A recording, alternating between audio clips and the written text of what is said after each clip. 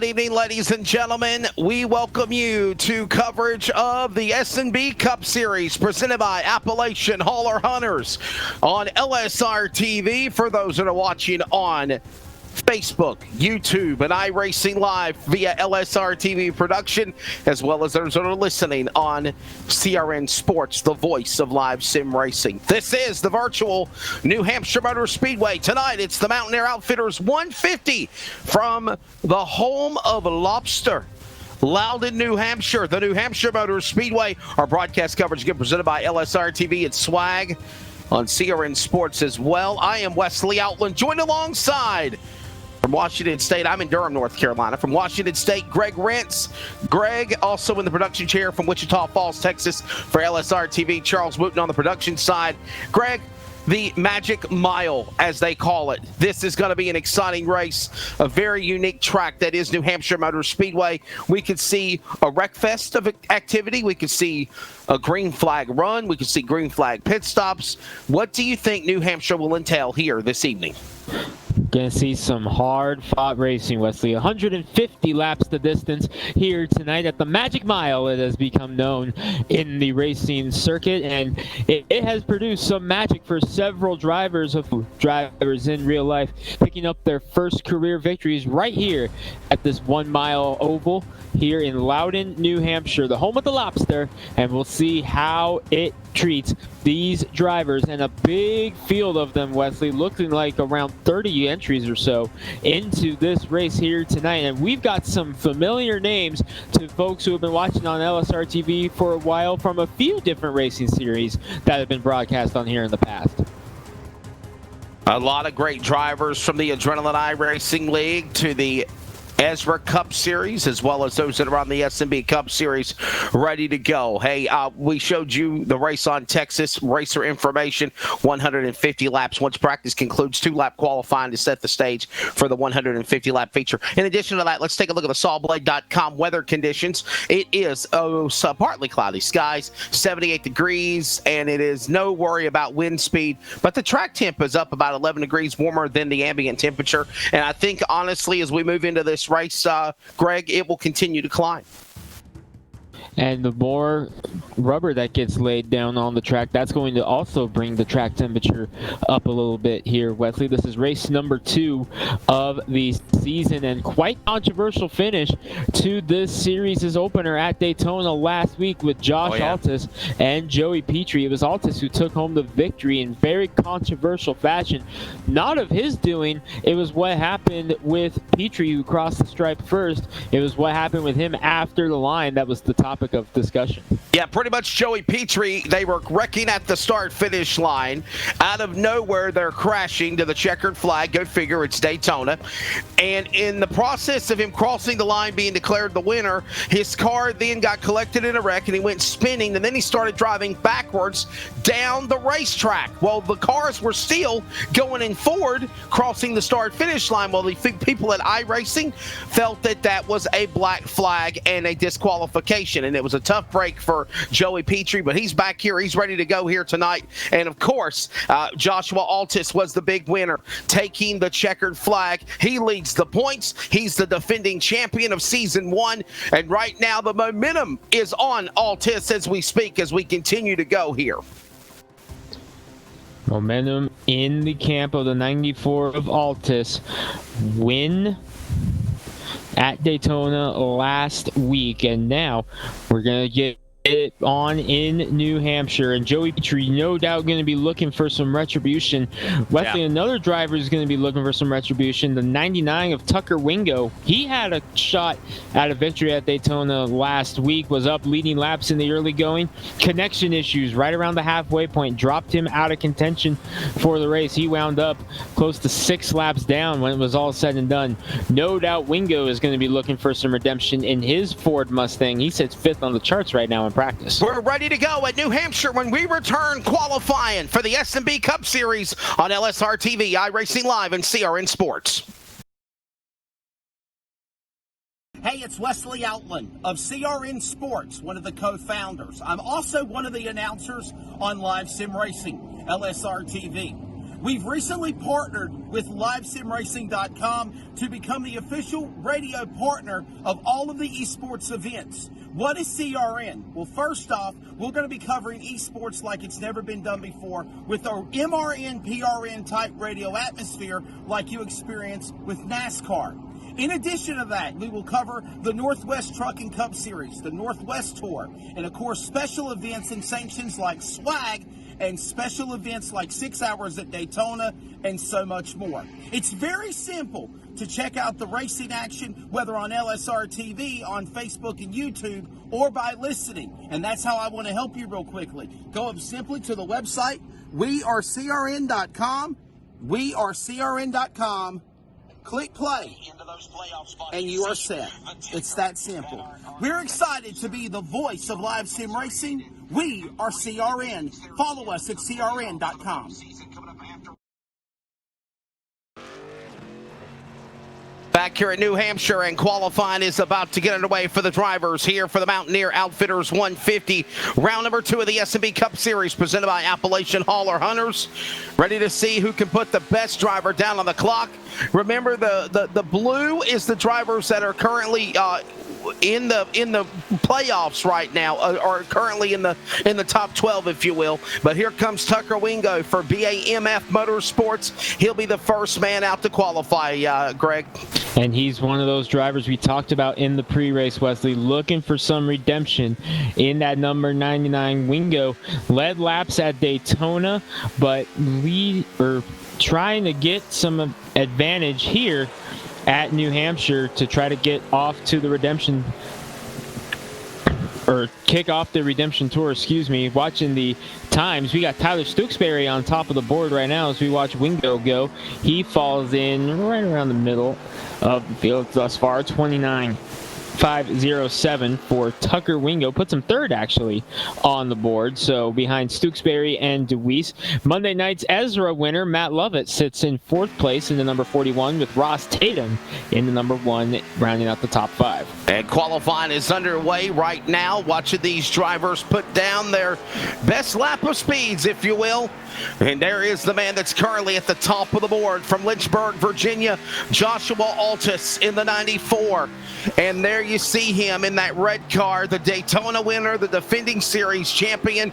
Right now, Tyler Stooksbury from Adrenaline iRacing League, actually the best of the rest champion of the season on the AIRL, is now the top qualifier.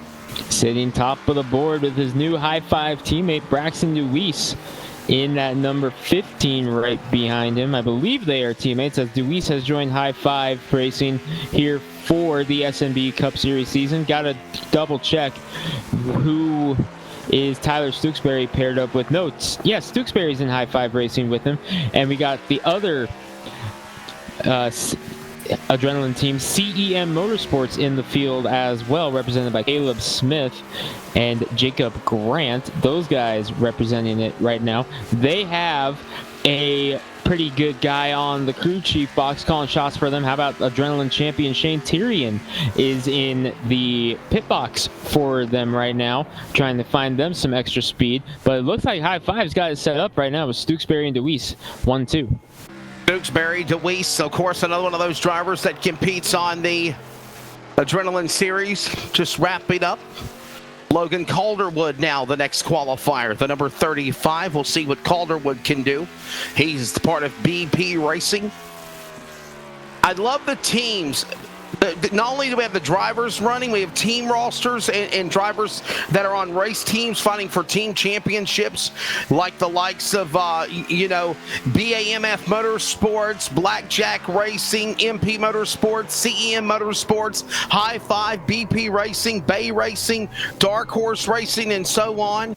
Team Outlaw Motorsports, Shadow Racing, Zach Duncan, Andy Petrie, Nicola Lacey Racing, and then we got a bunch of free agents. But, I mean, we're going to have a nice battle for just qualifying for the teams, also fighting for a team championship. And it looks like if we have no other takers, Tyler Stooksbury is going to be the man on the pole here at New Hampshire. Only 20 seconds left, Wesley. If Cody Terry or Matt Dyer have not made it out onto the track by now, they will not get there. Tyler Stooksbury, part of High Five Racing out of Knoxville, Tennessee. Also, his teammate in the 15, Braxton DeWeese out of Miamisburg, Ohio. Those look to be the front row here tonight for, again, the Mountaineer Outfitters 150. Qualifying is now official, and it looks like the field will be set to go 150 laps here around the virtual New Hampshire Motor Speedway. It should be an exciting race. We're glad you're along for the ride. And without a further ado, let's give you your starting lineup. Round number 2 of the SNB Cup Series presented by Appalachian Holler Hunters. We're going to go 4x4. Tyler Stooksbury on the pole, the fast qualifier. High Five Racing teammate Braxton DeWeese alongside. He's normally in a 27. Now he's in a 15, row number 1. Row 2 will find Tucker Wingo in the 99. To his outside from Bristol, Tennessee, the man that's dominating Ezra Cup Series Pro on Monday night, Matt Lovett in 41. A new look for Ross Tatum in the number 1 rolls off 5th with Matt Gilliams. Picked up a podium at Daytona last week. Comes home with a 2nd. Looking for a win here tonight in the New Hampshire race. Jack Eli inside. He led laps at Daytona alongside Joey Petrie, the man on the revenge tour in 33. He rolls off 8th. Ready to go in row number 5, the top 10. Spencer Hardison in the 9th. He'll start 9th. And Caleb Smith, who's normally been in a 25. Now he's in the 12. He'll start 10th. Starting 11th. Inside row 6, Rob Sherwood in the 29 to the outside. Hank Caston, another Ezra winner in the 36. He'll start 12th. Evan Coleman, another one of those drivers from the Adrenaline Series in the 51 with Cody Fournette in 14th. That makes up row 12. You'll find Jonathan Woods in the number 10 with Robbie Helms starting 16th. Row number 9, starting 17th, Jacob Grant Pillsbury, his nickname in the 5. To his outside, the man that's got the bullseye, the defending champion, the Daytona winner, 94, Justin Altis in the 18th starting spot. Then it's going to be Brockton Packard in 24. Row number 10, he starts 19th. 20th will be Kenan Massey in the 4. Packard, another one of those drivers from the Adrenaline iRacing League. Shadow Racing on the number 24 alongside Kenan Massey. You'll find Christian Gardner starting in the 21st position with Dakota Cass in the 22nd position. Zachary Stone and Carson Zybert 23rd and 24th. Zybert back in the Jurassic Park Mustang. In row number 13, starting 25th, it's going to be the 96 machine of Zach Peterson. To his outside, Logan Calderwood. He'll start 26th. 27th will be Joey Beasley in the 21. To his outside, it's the Outlaw from Mannington, West Virginia, Will Duvall. He'll start 28th. The One Thumb Wonder rolling off 28th. Matt Dyer and Cody Terry are the final 2 drivers in the field. Matt Dyer looks like he did not present for grid. Cody Terry starting shotgun on the field. Logan Calderwood missed the grid. He'll have to start from pit road, Wesley, as they're coming to a green. There is the starting lineup. We're ready for round number 2. The SNB Cup Series presented by Appalachian Holler Hunters. Here, the race for the lobster. Here in Loudon, in New England, we're ready virtually. Green in the air as they come out of turn number 4. We're kicking the asphalt. Round 2, SNB Cup Series at New Hampshire underway.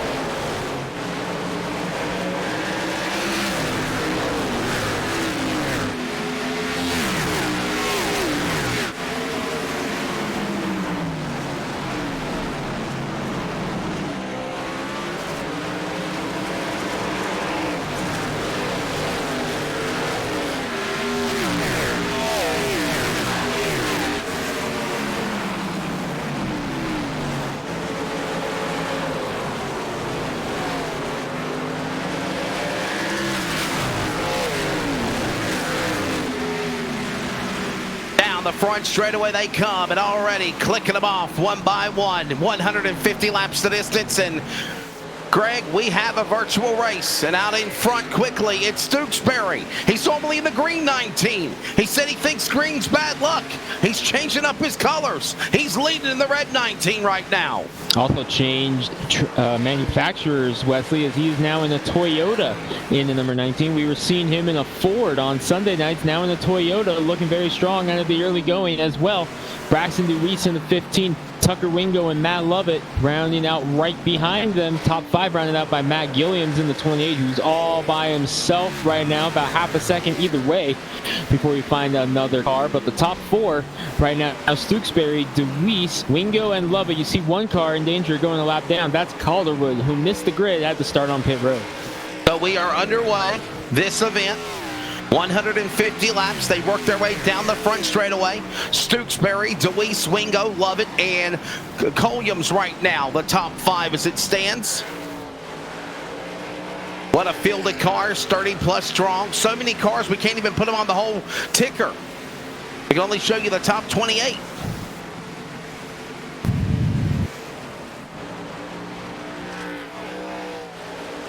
And by the way, if you see the green, remember we were talking about the point standings?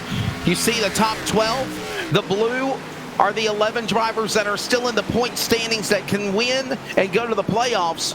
The green bar is Joshua Altus, the 94, the Daytona winner, and Greg Rentz, he's already locked in the playoffs. It should have been Petrie, but it's Altus after that crazy race at Daytona last Wednesday night. Yeah, the controversial finish last week giving Altus a spot in the playoffs as we have a swag yellow flag for the first time here tonight, Wesley. We are under caution and believe we may have found our culprit here in the early going.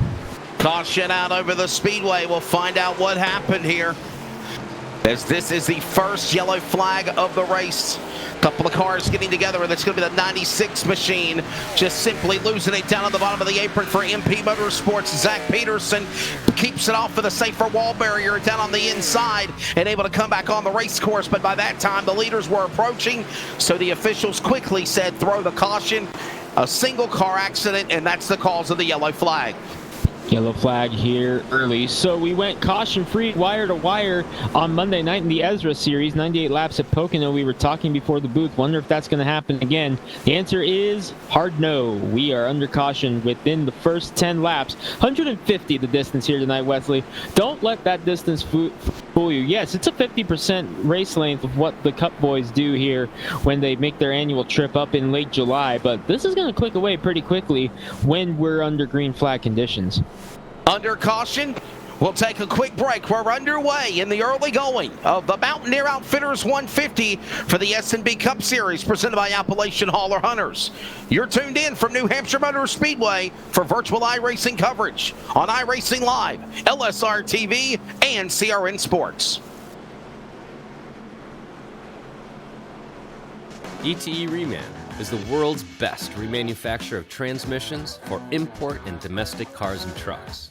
Based in Milwaukee, Wisconsin, our customers are repair shops, auto parts stores, dealerships, and distributors. And with 6 nationwide warehouses, we're where and when you need us. So when you're looking for a transmission that is like new, only better, instill confidence and install ETE Reman.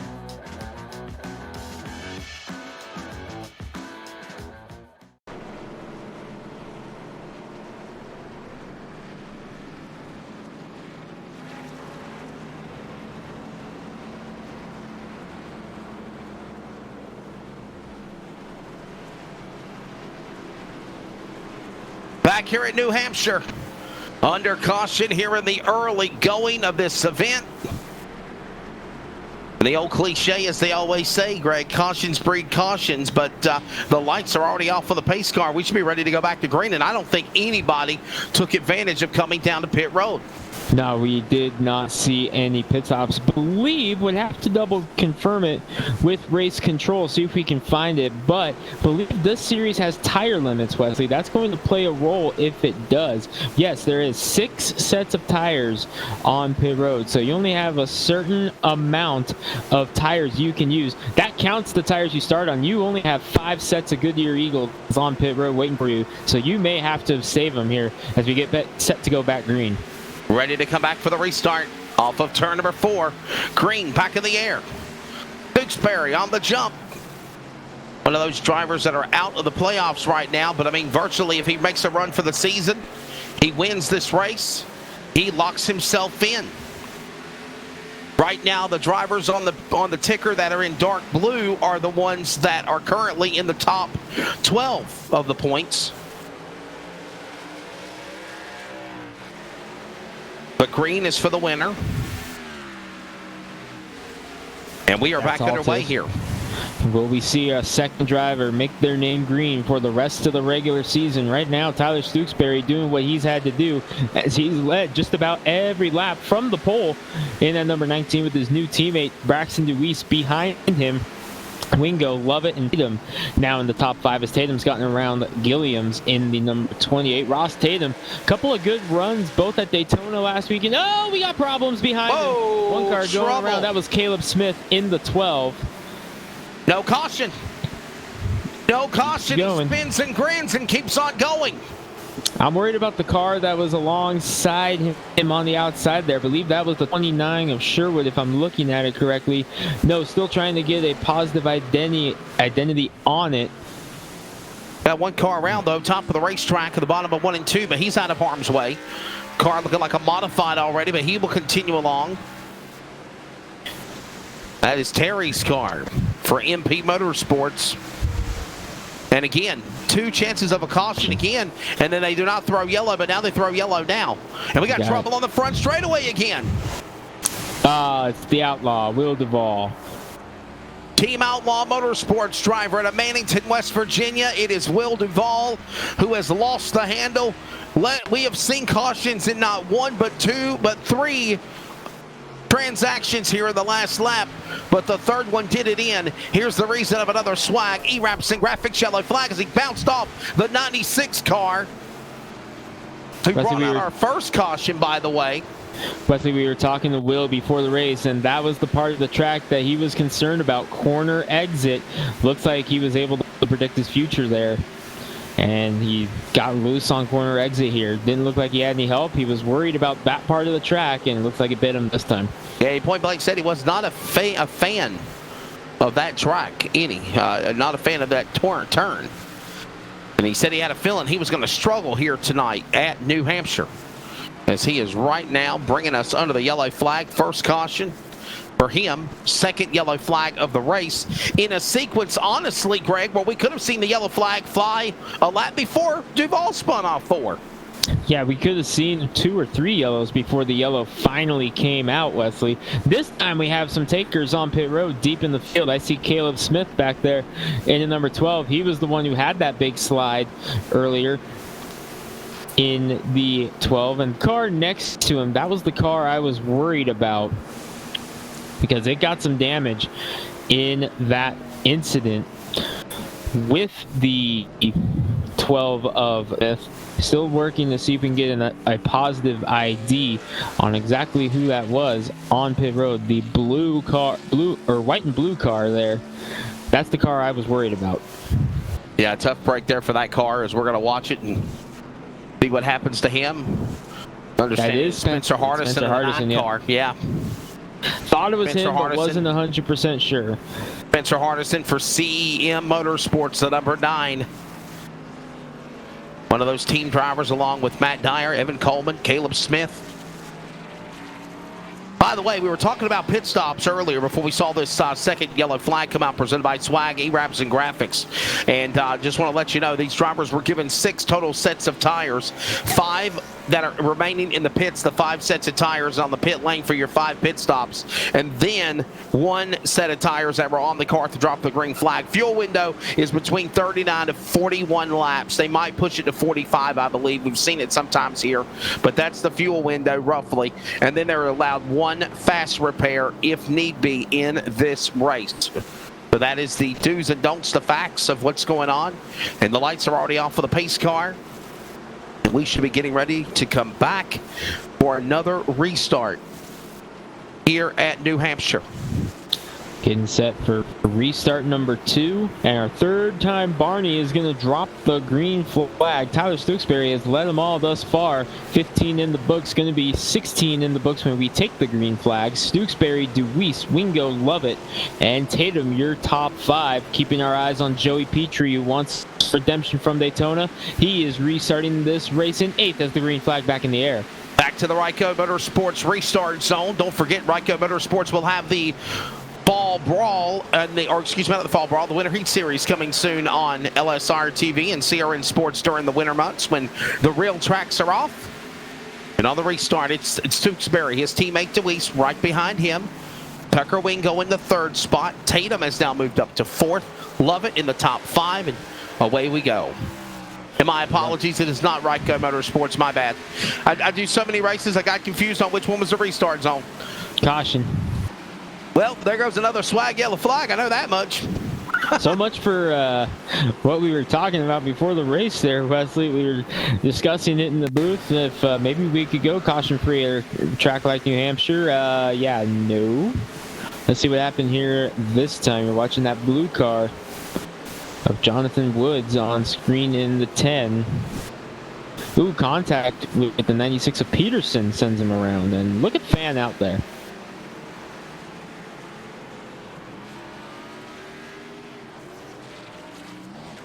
Under the yellow flag again. And there you see, for the most part, just a couple of single car spins, Greg. Nothing serious, not any multi-car accidents, just just a couple of spins on their own, just single car accidents. So that's good. You gotta wonder how Tyler Stooksbury's feeling right now in that number 19 car, because yes, he's still in the lead and we're only clicking off a couple laps at a time. More and more laps we click away, the less and less he has to worry about trying to make this thing last away. He's starting to think about pit strategy as well now in the 19, knowing how this race has gone. You gotta wonder what's going through the mind of Stooksbury right now. As Tyler Stooksbury, the man leading the way, couple of cars dropping off inside the top 10 out of the pit lane. Including making pit Williams. stops. Williams is coming in. Matt Gilliams in the number 28. First car on pit road was being scored in 7th when he came across the line last time to begin this pit stop. Gilliams, the highest car on the board on pit road. Matthew Gilliams for MP Motorsports, as he is right now the only driver inside the top 10 to pit, the man out of Roanoke, Virginia. As currently, Tyler Stooksbury from Knoxville, Tennessee, is leading the way. More coverage of the Mountaineer Outfitters 150 from Loudon, New Hampshire, from Virtual iRacing continues in a moment. Coming up on close to 20 laps into this deal, as again, the SNB Cup Series round number 2 from New Hampshire. We'll give you a quick rundown. Let's take a look at that Saw Blade top 5 as we go to break. More coverage in a moment on iRacing Live, LSR TV, and you're listening on CRN Sports.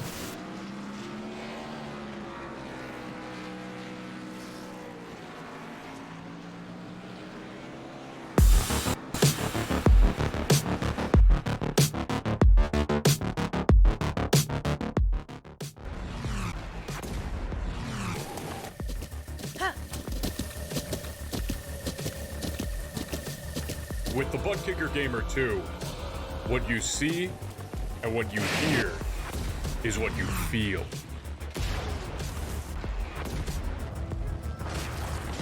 Butt Kicker. The future is feeling.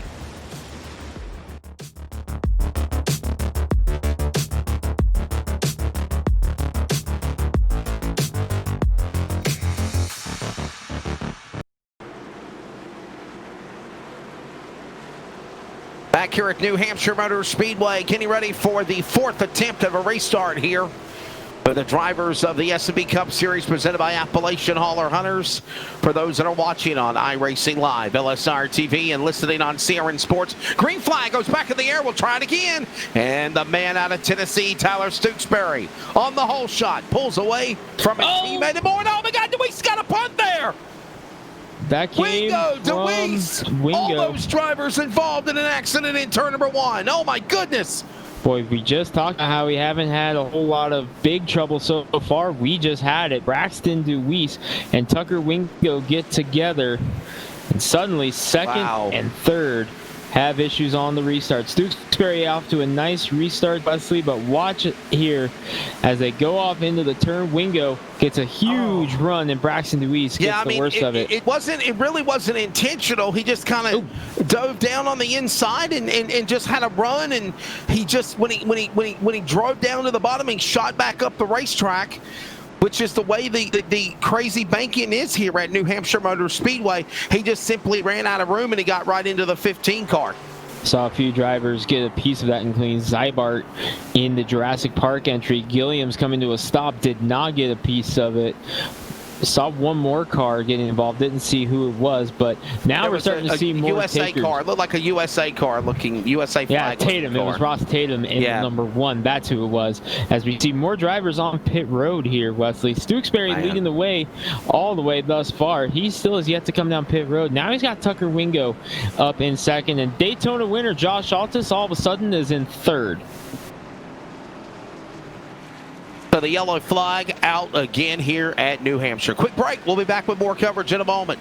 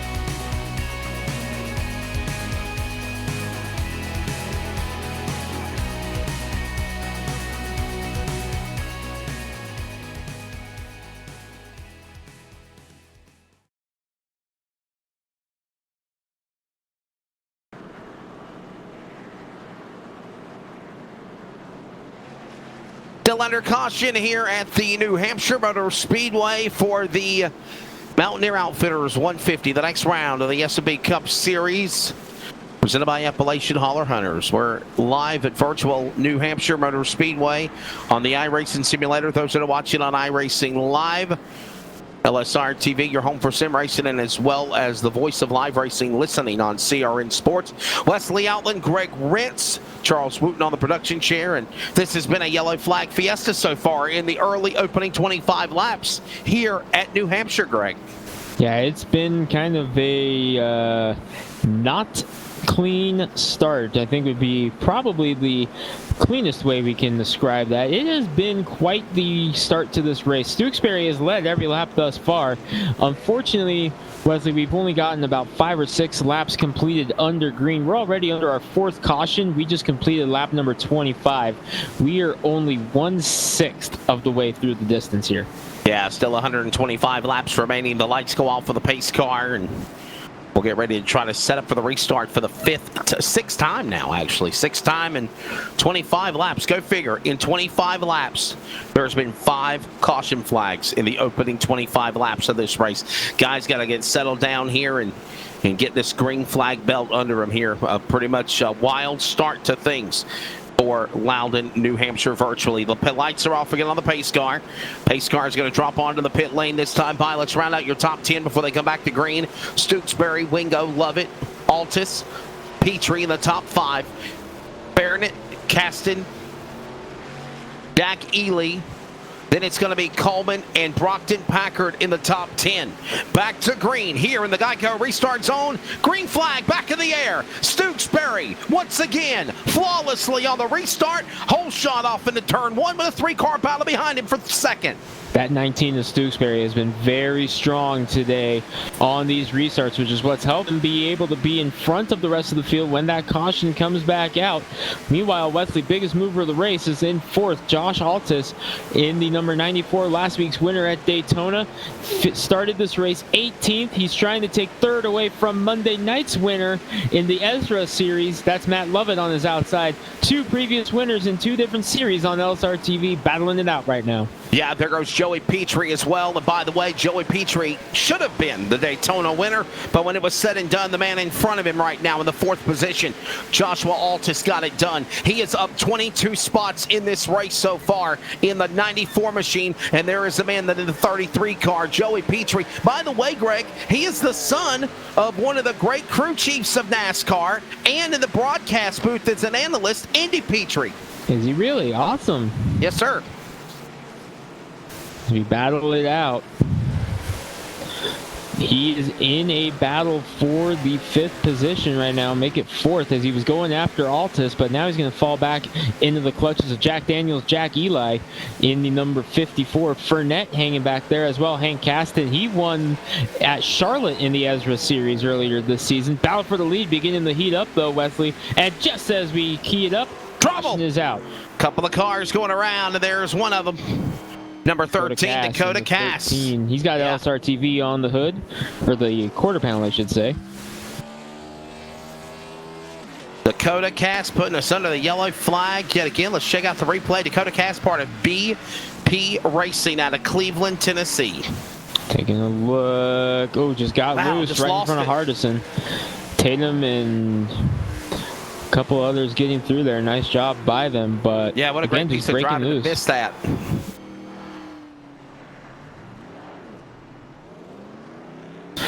All right, we have mixed, number 6. And mixed by bag the way, on pit road, including our race leader coming down pit road for the first time, Tyler Stooksbury.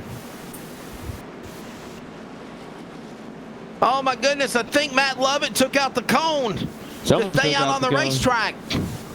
Someone took out the cone as your leader, Tyler Stooksbury, on pit road for the first time. Second place, Tucker Wingo, stayed out. That's the one that took the cone out. My apologies. Matt Lovett came down on the pit lane. It was Tucker Wingo that took out the cone. He might get an EOL penalty for it. We'll have to wait and see. That would be big if Wingo hit that penalty. Remember, he's the driver who's on the redemption tour, Wesley, after what happened at Daytona last week with his connection issues, waiting to hear. That's right. What happens? Wingo, Petrie, Eli, Fournette. Right now your top 4. Rest of it still to be determined as we cycle through pit stops. We'll have to see what happens with Tucker Wingo in the 99, currently leading the way, but we got to wait and see what happens. And I got to wonder as well, Greg, could there be any damage on the front end of the 99 for hitting the cone? No, I think we'll be okay in that regard. It's the penalty I'd be worried about right now if I was in that 99 camp right now. Lights still on the pace car. Bill Tucker Wingo staying in the top spot, but, you know, if we see him fall to the back, then we know he's going to suffer a penalty. Waiting for word on the tower to see if that is what happens. Tucker Wingo, Joey Petrie now up to second. Jack Ely is third. By the way, Greg, it's not Eli, it's Jack Ely. I was even told that this afternoon. Jack Ely in the 54. Cody Fournette in the 14. Evan Coleman, Robbie Helms, Jacob Grant Pillsbury is in 7th. Caleb Smith is 8th. Logan Calderwood. And how about Will Duvall, who brought out a caution earlier, Greg? He's now in the top 10. He's up in the top 10. How about the guy right in front of him, Logan Calderwood, in the 35? He missed the grid, Wesley. He had to start the race on pit road. That put him out in trouble of going a lap down right off the initial get-go. He's up to 9th now by staying out on track. I think we're going to come up with a fan challenge for the fans that are watching on LSR TV YouTube. Listen to this.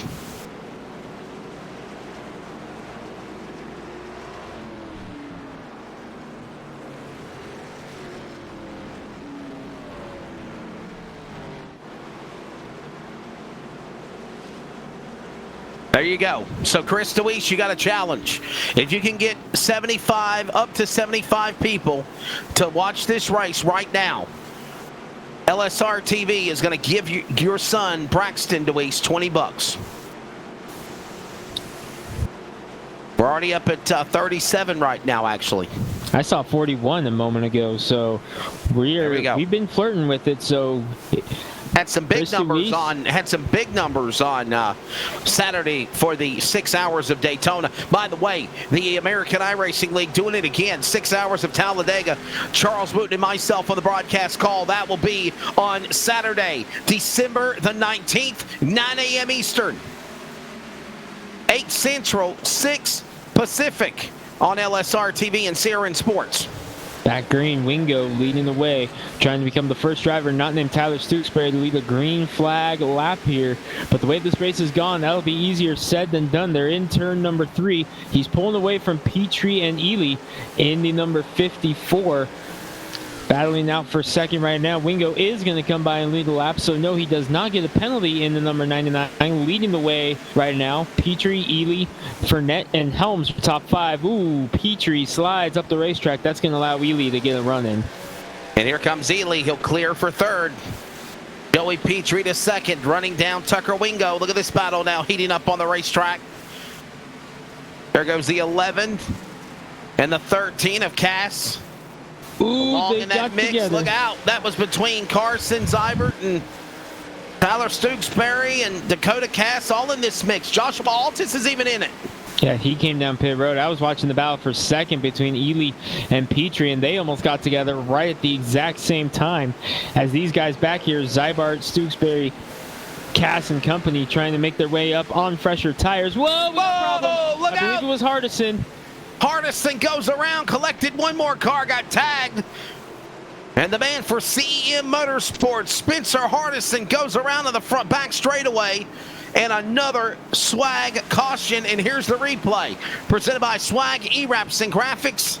Don't forget, tomorrow night, round 2 of the Swag PMI Super Truck Series on LSR TV, 8/7 Central. Here's your replay. Oh, wow. Bottleneck the field. There you see Hardison. Everybody gets on the binders. And Who was that got collected with him? I thought I saw who it was, but I'm not seeing it be that way. Just, yeah, see if we can take one more look at it here. No, not who I thought it was. Oh, it was Brockton Packard in the 24 that got collected with it. Shadow Racing, another one of our Adrenaline Racing League drivers, right gets there. swept up right there. Wow. That's a tough break. Kept right on going. Brockton Packard to the 24. And Spencer Hardison spinning down to the bottom of the apron. Packard was another one of those drivers who was in position to win last week at Daytona. More action on pit road. Zybart bringing the Jurassic Park Mustang down on the pit road. Calderwood in the 35 on pit road. Oh, Zybart missed his pit box, Wesley. He's going to have to back it up, and that's going to cost him a little bit of time. Oh, man. Making a mistake there as he came onto the pit lane. As those cars are on to the pits, including Braxton DeWeese, Matthew Gilliams, Kenan Massey, Dakota Cass, Zybart, Calderwood, Beasley, Terry, all on the pit lane right now.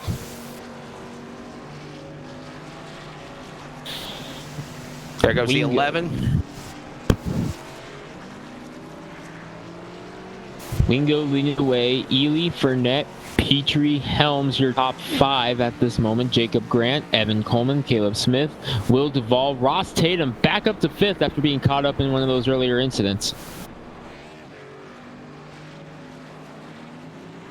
Good run for those drivers right now, but again, it's all Tucker Wingo out in front in that 99 machine.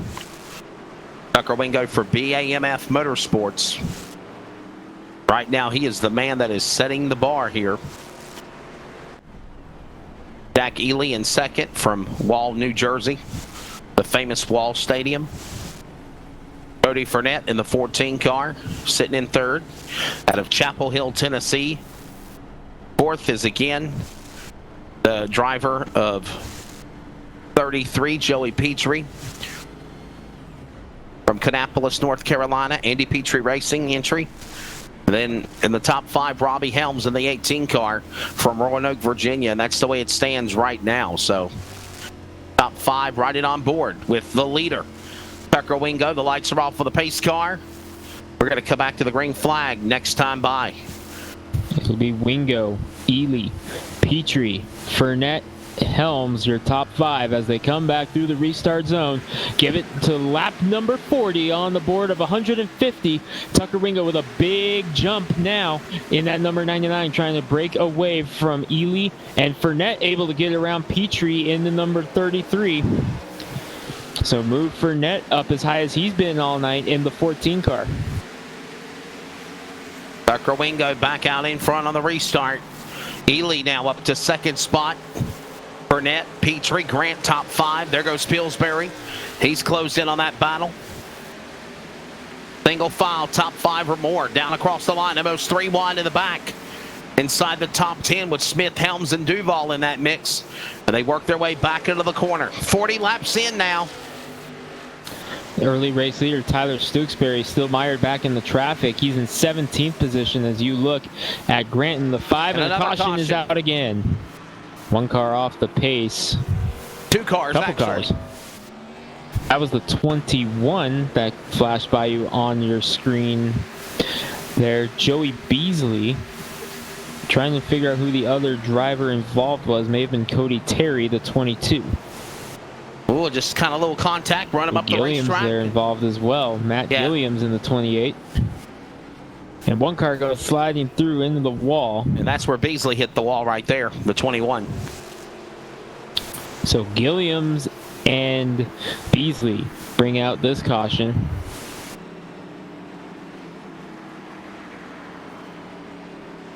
For Nicolaci Racing, Joey Beasley in the 21 car. And by the way, that is our 8th caution in 40 laps. Drivers deciding who's going to pit. Nobody does. Rob Sherwood will now step to the pit lane. Christian Gardner is in, 29 and 7. So 2 cars take an opportunity to pit. And honestly, if this was a green flag run, we would probably been seeing a cycle of green flag pit stops taking place at this time. But again, we've had caution flag after caution flag. I think the longest green flag run we had was maybe 4 or 5 laps, and then the yellow flag came right back out again. It's been a rough start here at New Hampshire, Wesley. And remember, these drivers on different tire strategies now since about caution number 2. Remember, 6 sets of tires in your pits, including the 4 that you took the green flag on. Just about everyone has been on pit road at least once. I believe Tucker Wingo is one of the few drivers that is yet to be on pit road. Yeah, I don't think the 99 is pitted yet. I'm wondering if he's trying to commit to come down to the pit lane right now, but I think he wants to keep track position, and he will stay out. Well, the way this race has gone with these such short runs on the tires, in all honesty, Wingo's got, what, maybe 10 laps of green flag on those tires? That's not a whole lot. By New Hampshire Motor Speedway standards, you can probably still get a good amount of laps on there. Pit stops on the screen right there to your side of the name, showing the drivers that have pitted and how many they have pitted. Drivers inside the top 20 have pitted 3 times or more with damage. Other than that, the most part of everybody has 1 or none. Lights are off for the pace car. They'll bunch up the pack into turn number 3 now, making their way back around the Magic Mile here at the home of lobster. You like lobster, Greg? Absolutely. Almost thought about getting some lobster for dinner. Lobster chowder is my favorite. Lobster, yeah. Clam chowder without the clams. Add lobsters to it. Wingo. Ready for the restart here as they come back to the restart zone out of turn number 4. Pace car will drop onto the pit lane. Wingo, Ely on the front row, ready to come to speed. And again, Wingo getting the restart and the whole shot back to turn 1. Selling away from the field. Getting a nice jump over Ely in the 54. Fournette and Petrie going back at it for 3rd and 4th. Here, ooh, it's a little bit of a bobble out of Fournette there. As they both do a nice job keeping it there. Fournette and Petrie almost getting together. Fournette and Petrie, Jack Ely clears them. That's for 3rd and 4th. On the outside of the top 5, Jacob Grant was watching it. Quick evasive moves to dodge and miss that crazy racing there a moment ago. They'll go back off into the corner. All right, Petrie able to get the 3rd spot on the outside now from Fournette. in the 14. So move the 33 of Petrie to the third spot. Remember, he crossed the line first at Daytona, but had that controversy at the end of that race, which unfortunately relegated him outside of the top 10 once it was all said and done. Petrie now making a move on the inside of Ely for second, but Fournette's right there to take a peek as well. Look out, here comes the 5 of Jacob Grant. He wants to make some noise, and as if on cue, we have a swag yellow flag. Brockton Packard around in the number 24 up there. The DuPont Rainbow Warrior colors of one of the greats of Jeff Gordon goes around in car 24. That's the second time we've had Packard involved in a caution. The driver of the 24 out of Zephyr Hills, Florida. Stooksbury right in front of him. Number 83 Sundrop Machine right behind him, Zachary Stone. Here's a quick trivia for you real quickly, Greg. We mentioned Zephyr Hills, Florida is where Broxton Packard is from. What NASCAR driver was from Zephyr Hills, Florida? Okay, Google. No, I'm kidding. Honestly, you got me on that one, Wesley. David Rudiman. Really?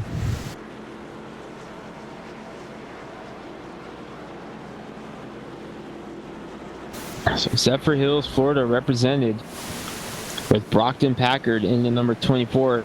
Wesley, we got action on pit road, including your race leader, Tucker Wingo. He's bringing a whole cast of characters down behind him. Leaders almost all on pit road. This is going to be Wingo's first stop. Pits open. Here they come.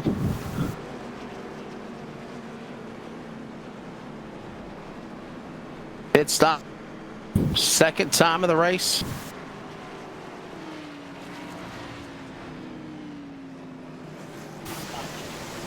Fourteen missed his pit stall there, Wesley. Fournette missed his pit stall.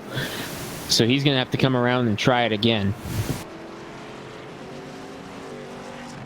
There he is on screen. Fournette missing his pit stall. You see him just slide right through. Yep. And all of a sudden he's like, well, what do? I guess I'll just get going again. Overshot his pit stall, lost all that valuable position. He'll have to come back in again or wait till another caution. Gonna be. But by the way, yeah, from Zephyr Hills, Florida, it was David Rudiman. Emil is actually his original name. Emil David Rudiman, one of the family members of the Rudiman family, Buzzy Rudiman. And in addition to that, David Rudiman was famous at Texas remember Texas when he had that horrible crash in the 00? I want to say it was in 2004. Who doesn't remember that one, Wesley? 2009, I believe. 2008 or 9. No, yes. that was McDowell. That was McDowell in the 00. Yeah. Rudiman had already transferred to the 44. That's right. I was just remembering the car. Yeah, that's the car that Rudiman won. David Rudiman did drive that car. Yeah. And he got both of his cup wins in that car. But yeah, that was when McDowell had taken over the driving duties of the 00. That's right. Working lap number 50, Wesley, when we take the green flag. Look at my buddy out in front. Look who's out in front, the cowboy. The outlaw. Duvall, the one-thumb wonder. Ready to bring it back to green out of turn 4. Green flag in the air. So much for that lead. Jacob Grant Pillsbury took it away like candy from a baby. That's one of them. Took it away like croissant from a baby is what I meant. Jacob Grant in the number 5 out to the lead. Trying to roll into turn number 3. Get himself a lap led under green. By the way, we're working lap number 51. 50 down, 100 to go.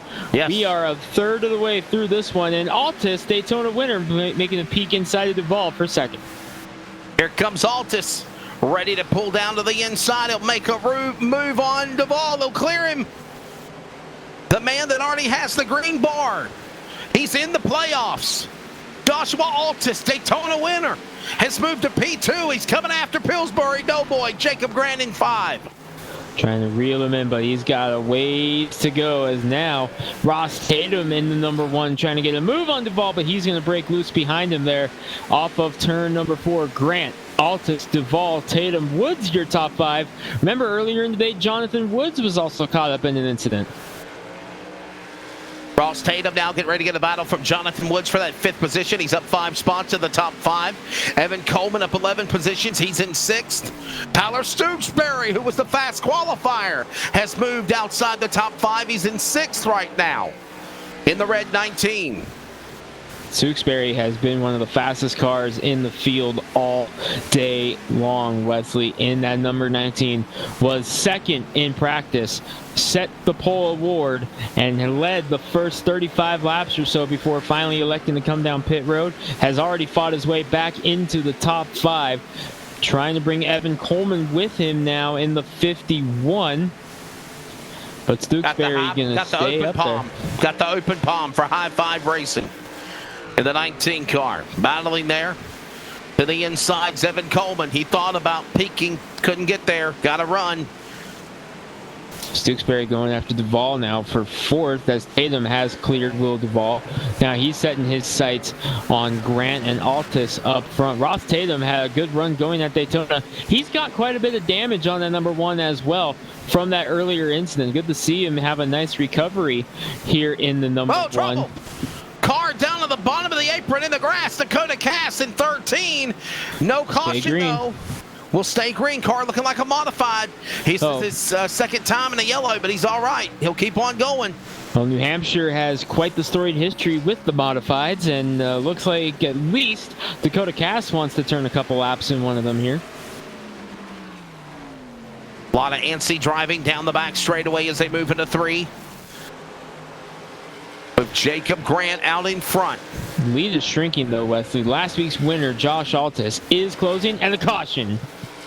And it's Brockton Packard again. Brockton Packard going around in the 24. His 3rd time, bottom of the apron. No cars involved besides him.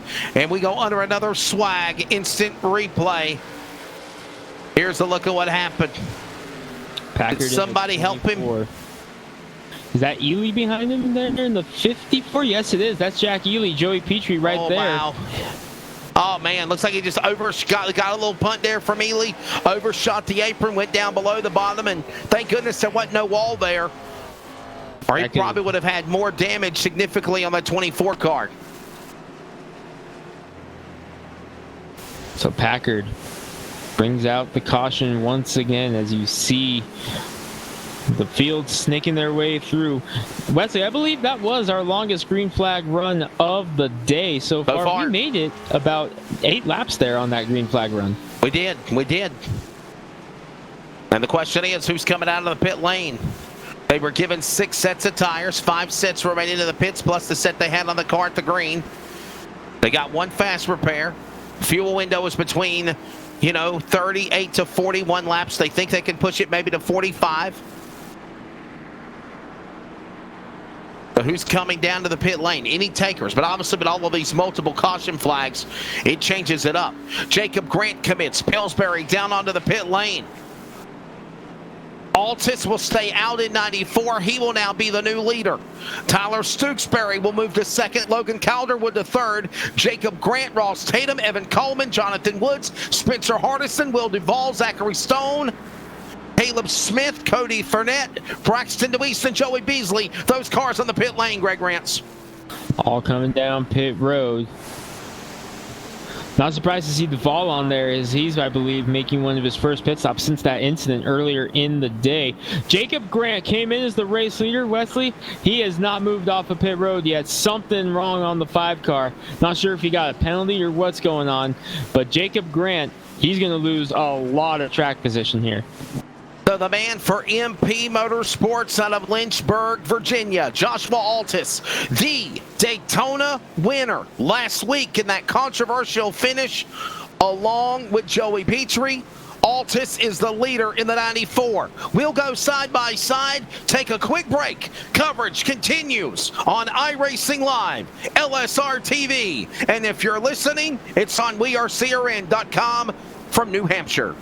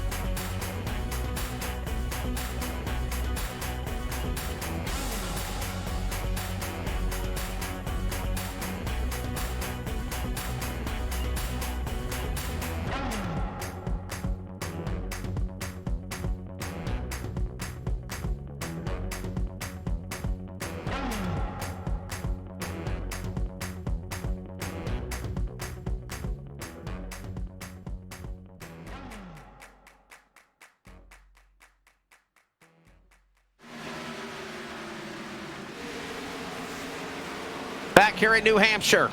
And we got a caution just as fast as we came back. And oh my goodness, that is a big stack up. Open up a Waffle House. We are virtually scattered, smothered, and covered with a metal omelet mayhem of destruction.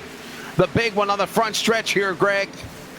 And the Cowboy was involved, Will Duvall, in the B-32. But this happened in front of him, I believe, Wesley. We're going to take a look. See what happened. There's Coleman right in front of him. Oh, and again, he lost control. Will started it. Corner exit again. The 12 and the 83 gets plowed into one another, along with Will Duvall, Caleb Smith in 12. By the way, I love my sun drop. Zachary Stone in the 83, and a couple of other cars involved as well. And aerial coverage presented by All American Pools. Greg will take a look at it again. Aerial coverage. Watch the ball. Just lost it right there. Same place as the earlier one, right there. And unfortunately, nowhere for these guys to go. 1, 2, 3, 4, 5. One going up on the side with Smith's car, and a 5-car, 6-car pileup over there. And one driver with connection issues now, Wesley. Matthew Gilliam, second at Daytona last week. Connection issues. He is behind the wall in 29th position now. And by the way, connection issues is the equivalent of engine failure, virtually. Dakota Cass in the pit lane. Cody Furnett is on pit lane. Everyone else around the top 20 besides him stays out. Zachary Stone, Caleb Smith, those cars involved had damage. They're pitting. We mentioned Matthew Gilliams with problems. He's behind the wall along with Matt Dyer. I don't think Matt even took the green flag. No, he did not, Wesley. Matt Dyer did not take the green flag. So it's last week's Daytona winner, Josh Altus, Tyler Stooksbury, Tucker Wingo, Logan Calderwood, Rob Sherwood, top 5. And they don't waste no time either. I mean, we're still under caution, but I bet you when they come back around, and that's one of the things we talked about during commercial break. I hated that we went to break and went side by side, but as soon as we realized that, they were putting the lights off on the pace car. They don't play around here, Greg. Quickie yellows are always in effect at New Hampshire. Yeah, so they're going to click away, which means we're going to be going green. They're probably going to come to one to go this time by. Yeah, I believe the lights on the pace car should be going out this time by. Nope, they're still on. No, they're still under yellow.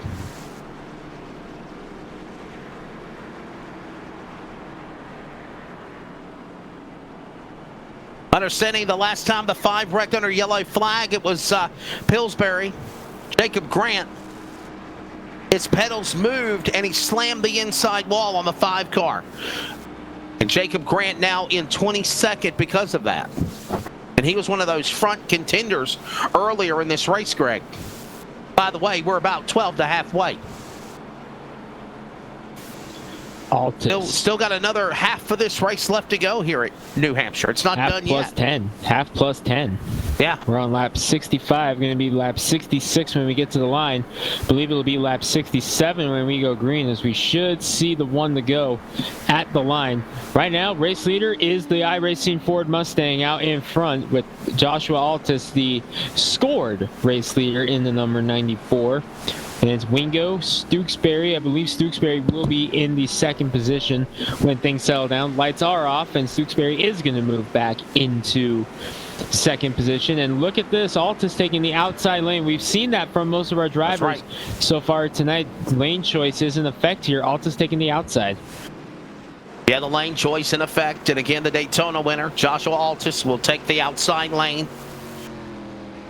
The Remington 94, but we talked about this during our radio and commercial timeout, Greg. A lot of significant damage, a lot of damage on the rear end of the 94 car. Yeah, we talked about it during that commercial break. A lot of tail end damage to Altus. At Daytona, you can kind of get away with that a little bit, as that's just a result of bump draft and such. New Hampshire, I don't know. We'll see what happens. Ready for the green flag as they work their way back off 4, green in the air. Altus slips a little bit on the outside. Here he comes. He gets the jump back on the inside. Stooksbury I thought for a second he was going to spin his tires, but he quickly capitalized and got back going again, Greg. Nicely done by Altus on that restart there. Stewksbury, Wingo, Calderwood, Sherwood was your top 5 when we took the green flag. Altus, last week's Daytona winner, trying to pull away from Stewksbury. In the number 19, that new look for the Toyota manufacturer switch to Toyota, joining High Five Racing here for the SNB Cup Series. Stewksbury off to a good start. Back into turn number 1 and 2. Another lap completed here, approaching halfway for the Mountaineer Outfitters 150. Round number 2 of the SNB Cup Series presented by Appalachian Holler Hunters. Those that are watching on LSR TV, Facebook, YouTube, iRacing Live at iRacing.com, and Will Duvall. No, that's the is that the cast again? I think, no, it's Will Duvall. That's Duvall. Off the track. Still kept going. No damage for Team Outlaw. The man out of Mannington, West Virginia continues. He said he was not looking forward to this. 150 laps is a long race. Oh, and problem. That's Matt Lovett. Matt Lovett. Ezra Dominator. Couple other cars crashing. 96 getting 96 involved. in the wall. Zach Peterson. Couple of others. Calderwood oh my in goodness, 35 Greg. involved. What happened here?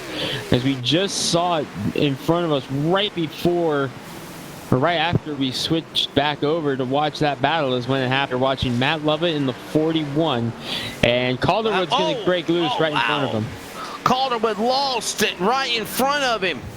35 into the 41, into the 96. 96 able to walk away with Peterson for MP Motorsports. Everybody's actually able to get away. But, man. And, you know, the crazy thing is, Greg, just a couple of moments ago, Calderwood was in the top 5, the top 10.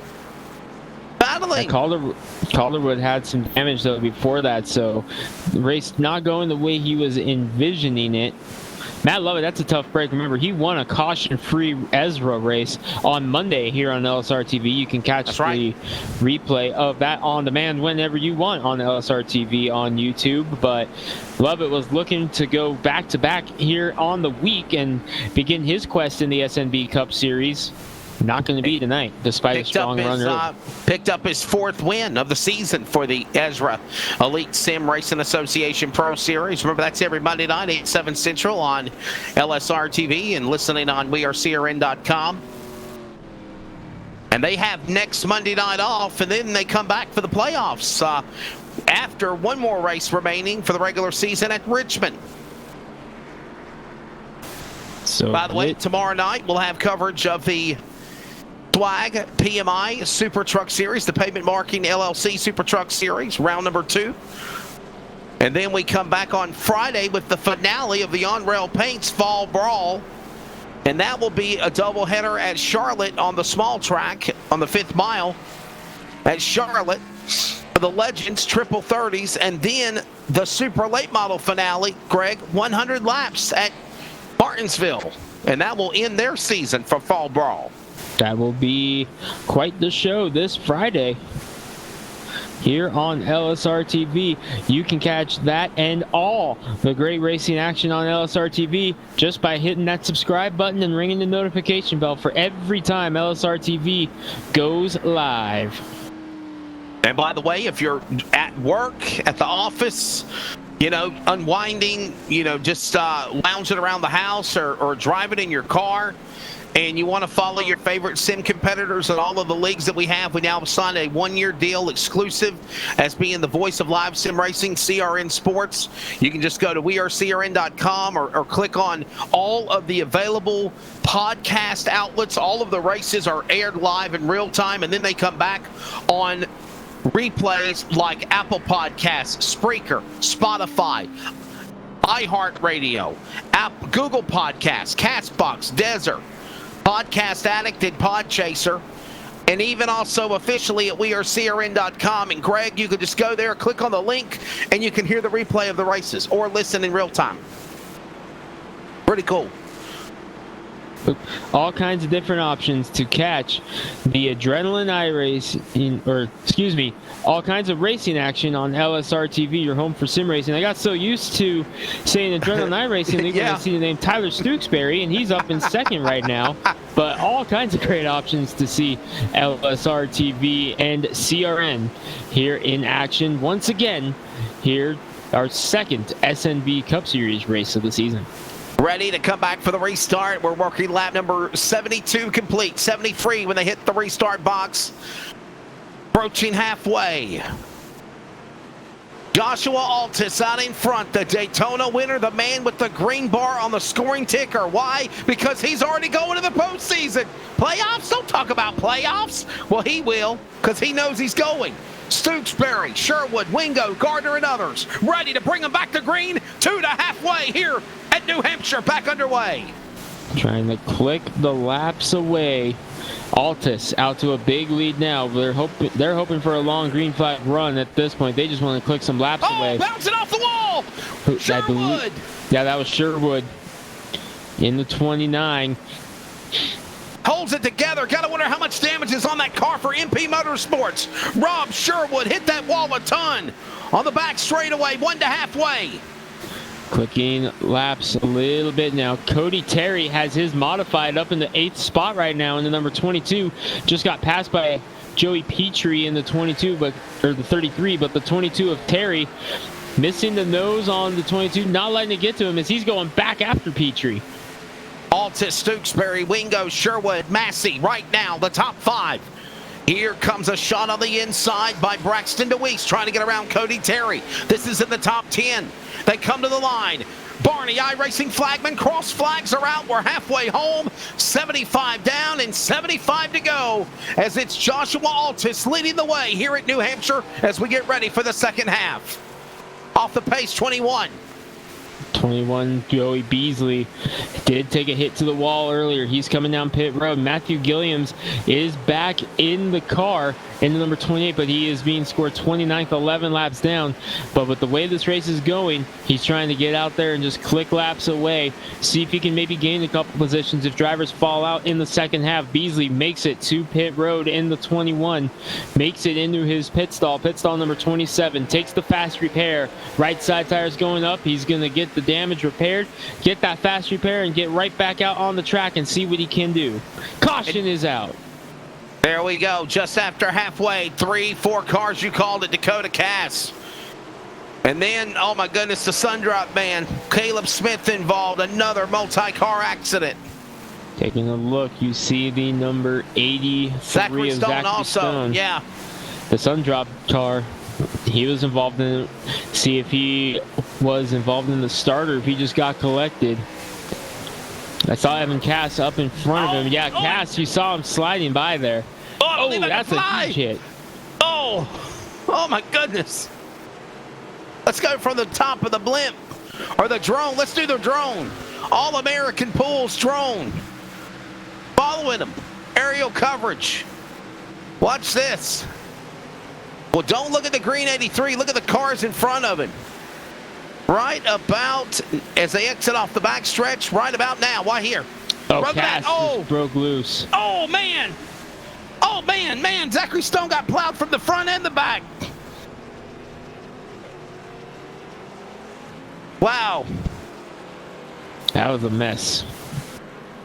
And they're coming to the pits with a lot of damage. Tyler Stooksbury on the pit lane as well. He drops out of the top 10. Robbie Helms, Joshua Altis is on pit road, the leader. Pits, Keenan Massey, Christian Garner, Dakota Cass. Stone in the accident in the 83.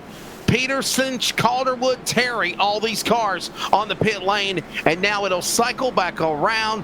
Tucker Wingo in the 99. Back to the lead for BAMF Motorsports.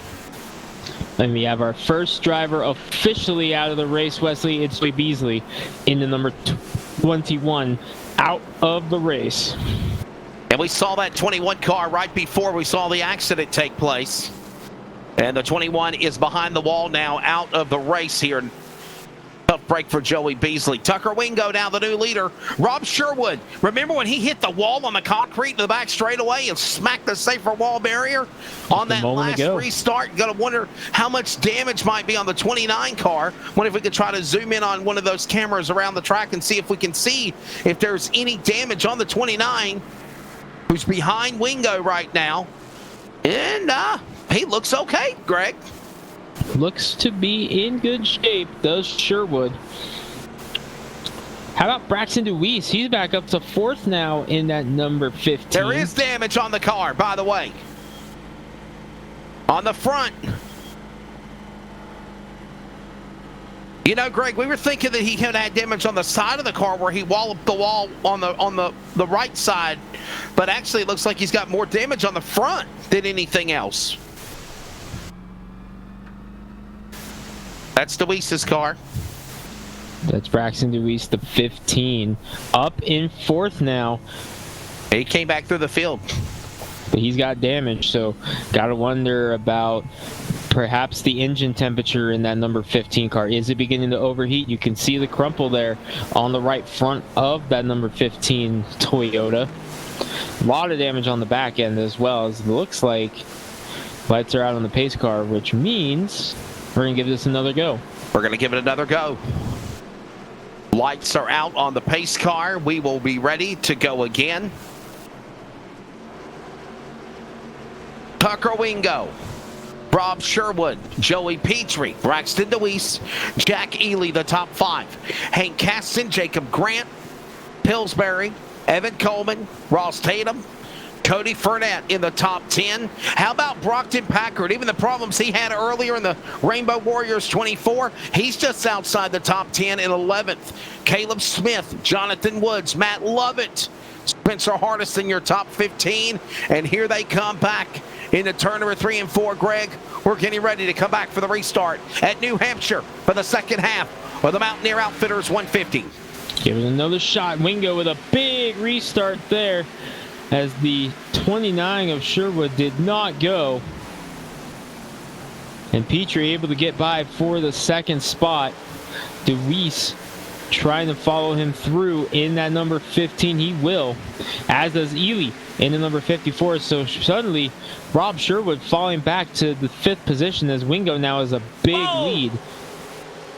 A little punt there to the 54 car. Jack Ely. Hank Caston wants to move him around.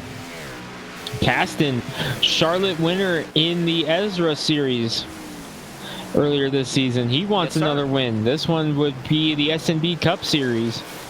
That marathon of a race. Hey, it was a marathon race, that 280-lap Charlotte race that Caston won in the Ezra series. It's a marathon tonight. Might we see Caston pull this one off? And might I say, Greg, I love this cast of new characters here. We've got drivers that are on the SNB Cup Series. We have private drivers, privateer drivers. We have team drivers. We have drivers from what was the Adrenaline iRacing League, from the Ezra Pro Series. All running here, racing. And I think we should see more series try to do things like this. A lot of team effort with everybody working with each other. Good to see all these different drivers making their way through. And hey, who knows? Maybe we'll start seeing some of the low or regulars from this series compete in some of these other series as well. Who doesn't love a good crossover? As Wingo up to a 2-second lead now over the field, as Braxton DeWeese is up to 2nd in the number 15. Had some bad luck in the ARL playoffs, but seems to be fitting in nicely here in this SNB Cup Series. One down below the apron. Off the back stretch. He's out of harm's way. So far, no caution. That's Cody Terry in 22. No caution, our modifieds though. Out there. No caution. Will stay green. Wingo up to a 2.1 second lead over DeWeese now. Has a lot of damage on that 15, but is doing a nice job keeping up there. Checking in with our pole sitter, Tyler Stooksbury. He was 13th last time by. Behind the battle between Matt Lovin, who used the fast repair after the incident. He's trying to come back up through the field, and he's in the battle with Ross Tatum right now. Stooksbury, the pole sitter, behind him. Got to carry the sentiments that Eric Guevara said in the YouTube broadcast chat. He said, and I quote, "Magic Mile, more like a nightmare mile tonight."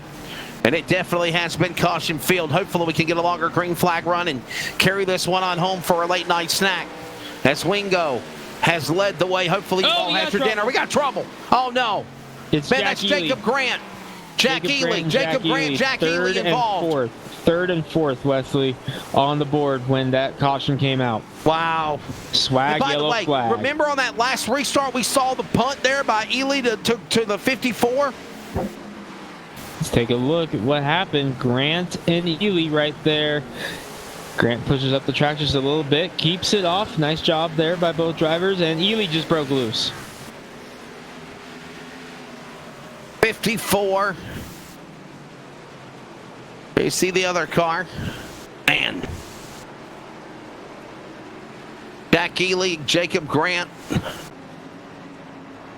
Man, what a tough break there.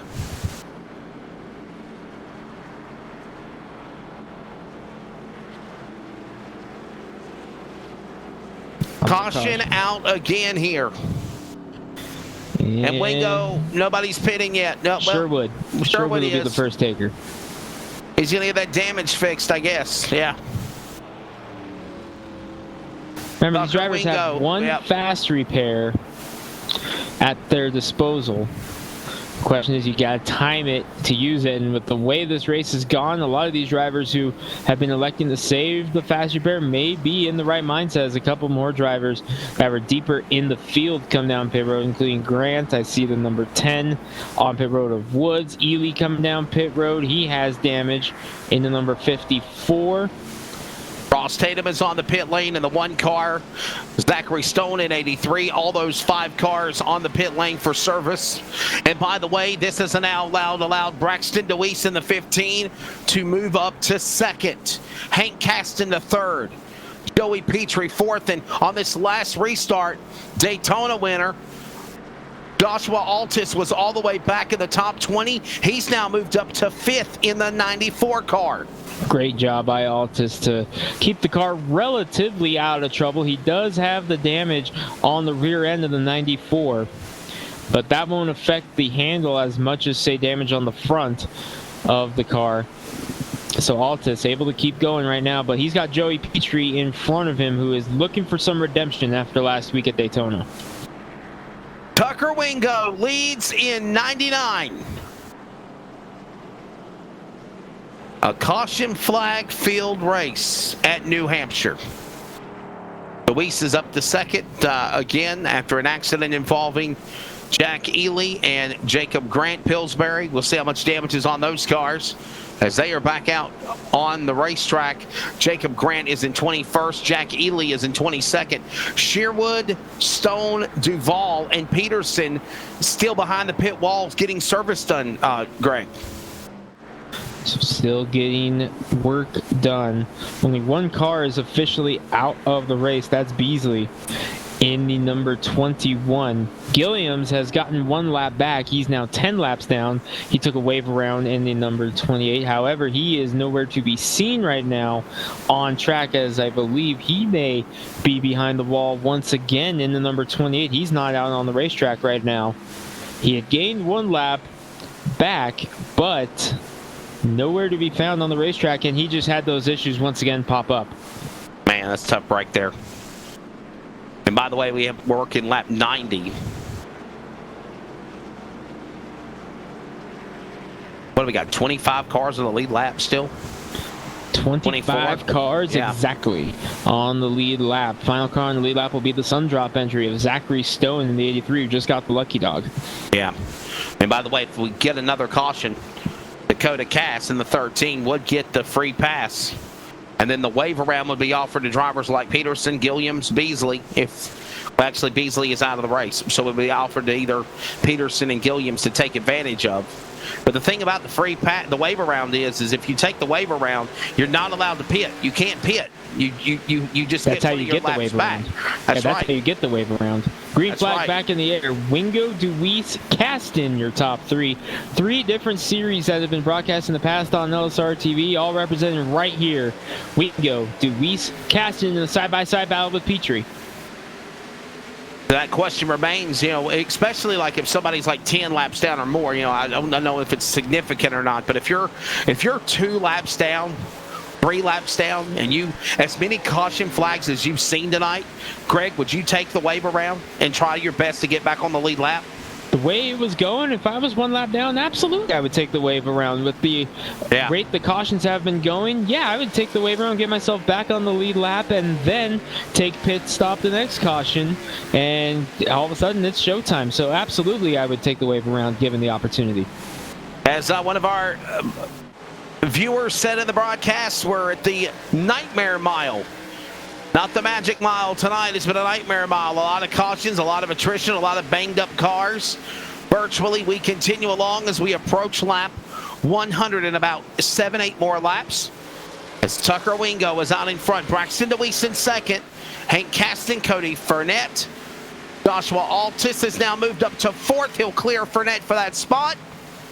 And there you see the 15 of Braxton DeWeese. DeWeese in second. Let's talk about that number 14 of Fournette for just a moment, Wesley. Remember, it wasn't too long ago that number 14 had the miss up on pit road where he slid through his pit box, had to fall all the way to the back. Caution is out. We were talking about Cody Fournette and the job he did. We got a caution on the speedway, another spinner. I've lost count how many cautions we've had now. What is this, the 10th? Cody Terry. More than that. Cody Terry around in that number 22.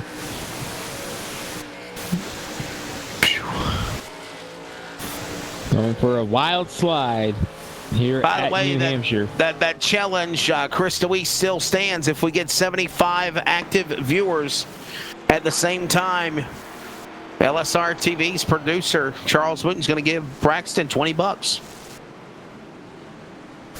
See if we can get there. Got to get 75.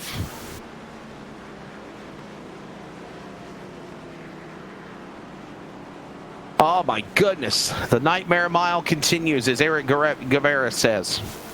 Tucker Wingo, Braxton DeWeese.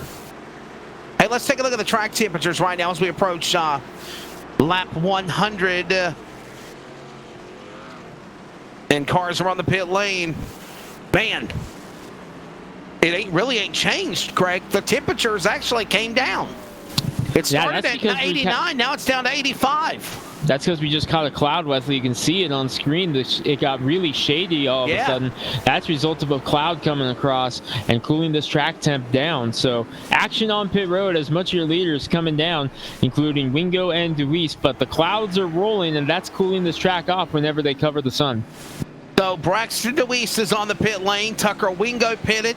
Matt Lovett, Hank Caston, Joey Petrie, Cody Fournette, Spencer Hardison, Caleb Smith, Zachary Stone, Will Duvall, Cody Terry, all pitting. And guess who is the new leader again? Daytona winner, the number 1 seed in the playoffs right now. The Remington 94 from Lynchburg, Virginia for MP Motorsports. Joshua Altis is now the man back to the lead. But look who's right behind him, Wesley. The pole sitter. Yep. Tyler Stooksbury. A quick break. When we return, we're coming up on 50 remaining. A wild one at New Hampshire.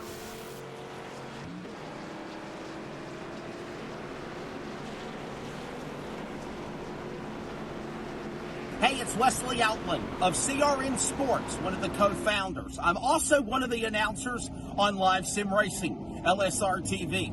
We've recently partnered with LiveSimRacing.com to become the official radio partner of all of the esports events. What is CRN? Well, first off, we're going to be covering esports like it's never been done before with a MRN, PRN type radio atmosphere like you experience with NASCAR. In addition to that, we will cover the Northwest Trucking Cup Series, the Northwest Tour, and of course special events and sanctions like swag and special events like 6 Hours at Daytona and so much more. It's very simple to check out the racing action, whether on LSR TV, on Facebook and YouTube, or by listening. And that's how I want to help you real quickly. Go up simply to the website, wearecrn.com, wearecrn.com. click play, and you are set. It's that simple. We're excited to be the voice of live sim racing. We are CRN. Follow us at crn.com.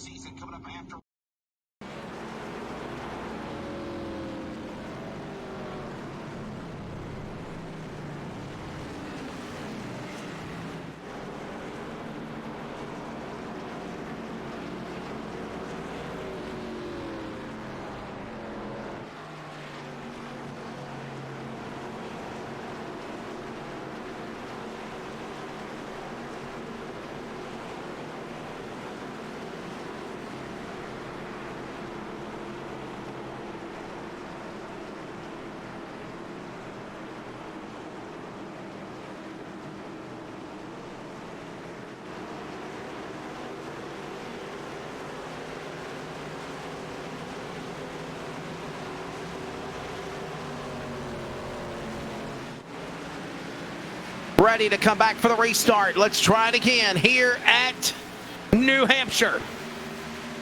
And quickly on the jump, Altus is gone. Look at him in the 94.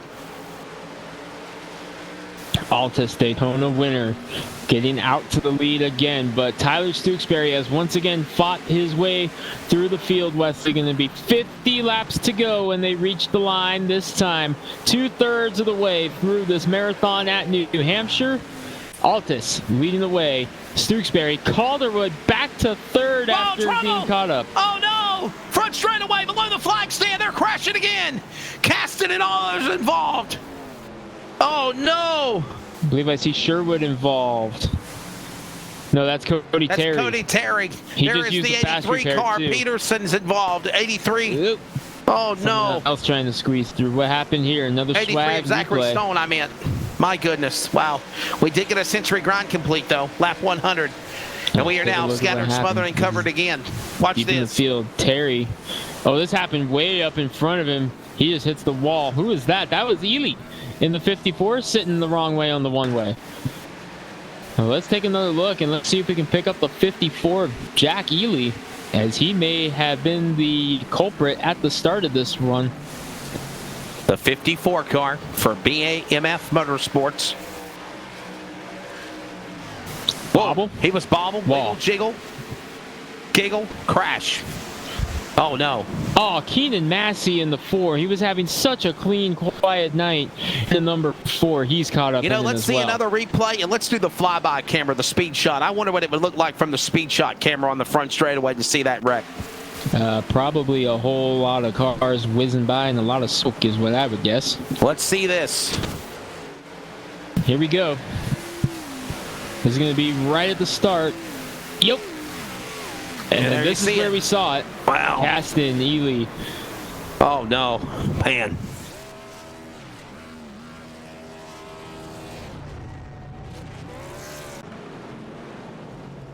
Cars on I've pit had road. enough of this. Oh, man. Cars on the pit lane include Hank Caston, Jack Ely, Kenny Massey, Christian Garner, Zachary Stone, all those cars involved in the caution. Cody Terry as well. Almost every car involved in that wreck coming down to the pits for service to fix damage. 102 in of 150. A couple drivers still have the fast repairs left and or have just used them. Been impressive that they've been able to keep it going. I'm wondering about that 94 of Altus. That damage on the 94 doesn't seem to be slowing him down very much. So, is he going to elect to get some of that repaired?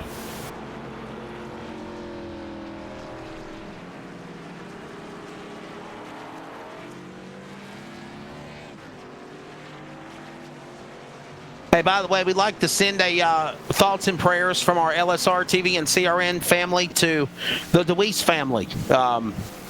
Braxton DeWeese's papa, Laird, is not doing very well. And so, you know, we got Braxton DeWeese out there racing. He's currently in the top 10 and 9th, but obviously probably got his papa on his thoughts as well. So we want to extend our thoughts and prayers to the DeWeese family as well. Hopefully things will turn around. Everything can be powerfully done in prayer, so definitely get those prayer warriors together. This race has been a wreck fest. Shades of what we saw on the dirt last night at Lernerville for the Swag Studio Displays Dirt Super Late Model Series. Won by Drew Hopkins.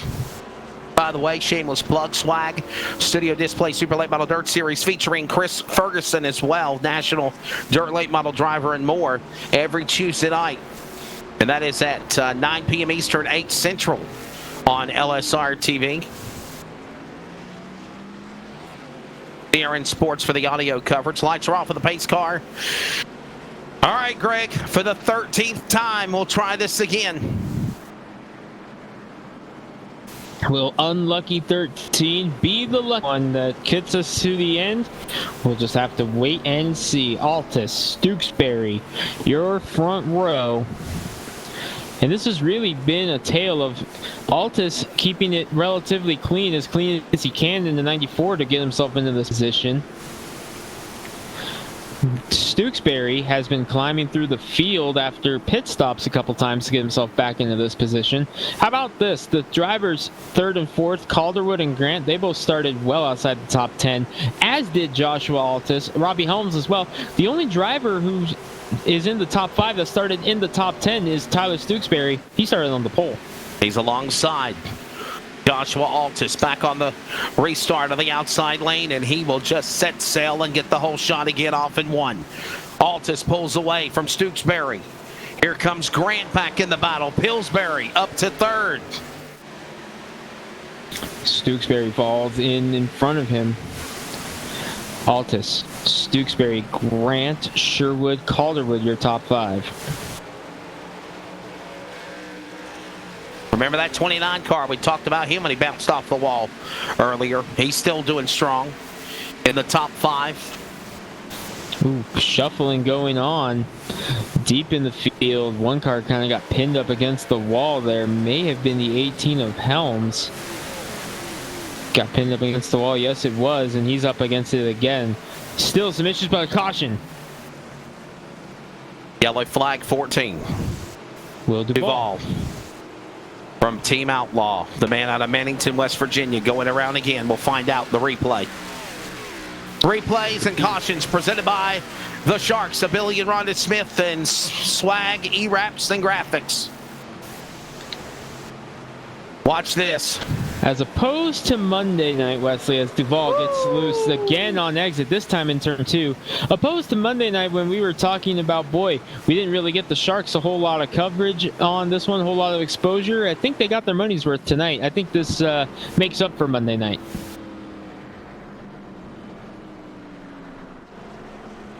We've been under caution so many times, we literally ran out of commercial spots to play. If you are a business or interested in having your business or company, small or local, be a part of the world of evolution in sim broadcasting, contact Charles Wooten at livesimracing.com. Very affordable pricing. Great viewership. A lot of people will get the word out about your business. We'll even create the commercial for you. If you're interested, again, go to livesimracing.com, click on contact, and contact the legend of Texas virtually. That is RC Cars, Charles Wooten. Couple of teammates have just parked it behind the wall, Wesley. They are loaded up and on the way home. Matt Lovett and Hank Kasten both have just parked it for the night. The teammates they're going to head home early and get a head start here for a couple weeks' time. Ezra going to action in Richmond in 2 weeks' time. They're off this week, but Kasten and Love are going to go get ready for that one. Yeah, by the way, let's just go ahead and give you the schedule remaining for LSR TV and CRN Sports coverage on this week's coverage. Tomorrow night, after this race, it'll be the Swag PMI Pavement Marking Super Truck Series, Round 2.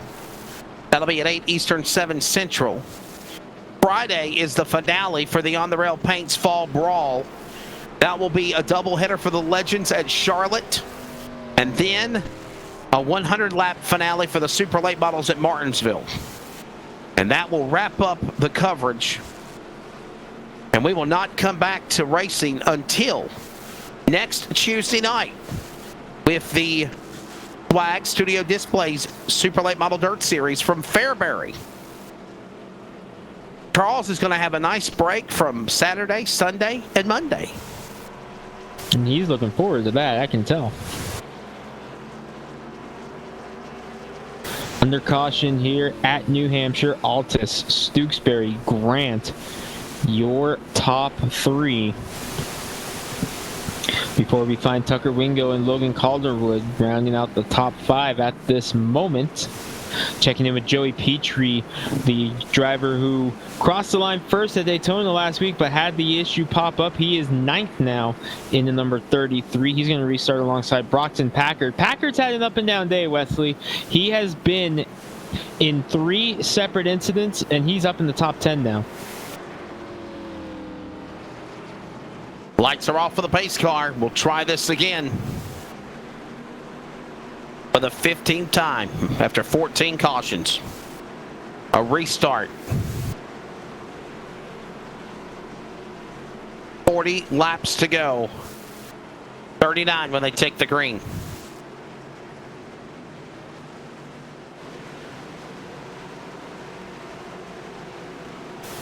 All right, here we go. Coming to green, Wesley. Can Altus seal the deal and win 2 in a row here to kick off the SNB Cup Series? We're green.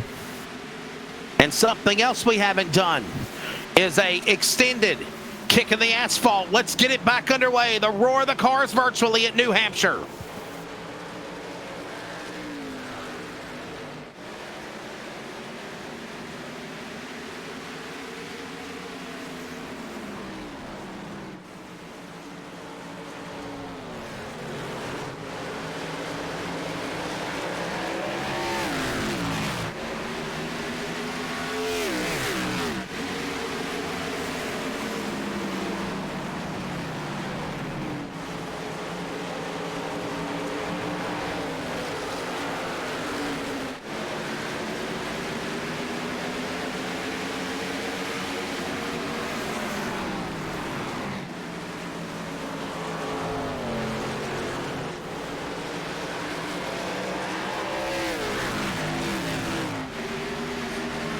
And we're wrecking again out of turn 4. The 15th caution of this race. Oh my goodness. Let's take a look at what happened on the Swag replay. That was the previous that was one right we there saw. before it. Yeah, that was a good save there. Calderwood in the 35. We're watching the 7 of Christian Gardner. It's Packard in the 7 car. Packard and Carson Zybert. Take another look at it. Keep your eye on the 12 car. Understanding maybe the 12, but Caleb Smith might have clipped it and kind of started this. And on the outside, that white and red car right there. There you see Calderwood going for the slide. Everyone gets through that. Whoa! Right on the top. Whoa! That was a little bit more than a clip. Yeah. Aerial coverage presented by, oh, they're spinning again on 4. A couple other cars spun there. Sherwood, I believe. Yeah. Aerial coverage again presented by All American Pools. Caution out again. We're going to go side by side. 35 to the finish here at New Hampshire. Racing in the SNB Cup Series. Let's take a look at that saw blade top 5. Back with more coverage in a moment from New Hampshire Motor Speedway, virtually on iRacing. This is coverage on LSR TV, iRacing Live, and those listening at wearecrn.com. I want to show you what we can do. It's like a newborn puppy. Like, I want to show you how cute we are. Come see us. Come see what we can do. You'll be amazed. My name is Kim Connolly-Wilner. I worked for Studio for almost 4 years. I project engineer, creative direction, graphic designer. Outside of Studio, I like to paint, knit, crochet. My favorite thing about working for Studio is the ability to be around like-minded people. And the work is cool. When I was first told about Studio, it was the wood shop, the metal shop, and how they can take nothing and build it. That's what I've been around my whole life, so to have the opportunity to actually work here is pretty amazing. When I came onto studio, Tom was sort of this unicorn. So you'd hear his voice, you'd catch a glimpse of him, you just naturally wanted to be around him. This big smile. I loved to go into his office and kind of poke at him, see what he was working on, have him talk to me about past projects. I wanted to learn what he knew. This is his legacy, everything. You feel him every day. When you sit down and you're starting a new project, it really is something in the back of your mind, like, would Tom like this? Would he think this is cool? You know, he was kind of a mentor to a lot of people, so you don't want to disappoint even though he's not around us anymore.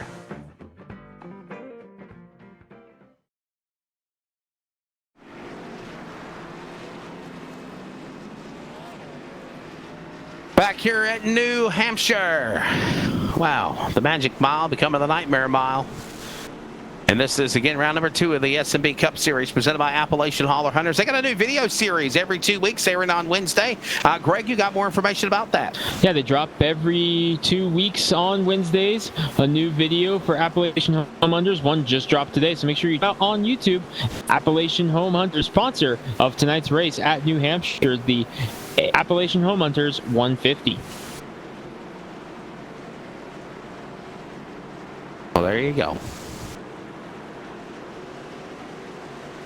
And we will try this again. A restart 23 forthcoming. cars. 23 cars on the lead lap. As we get set for a green flag.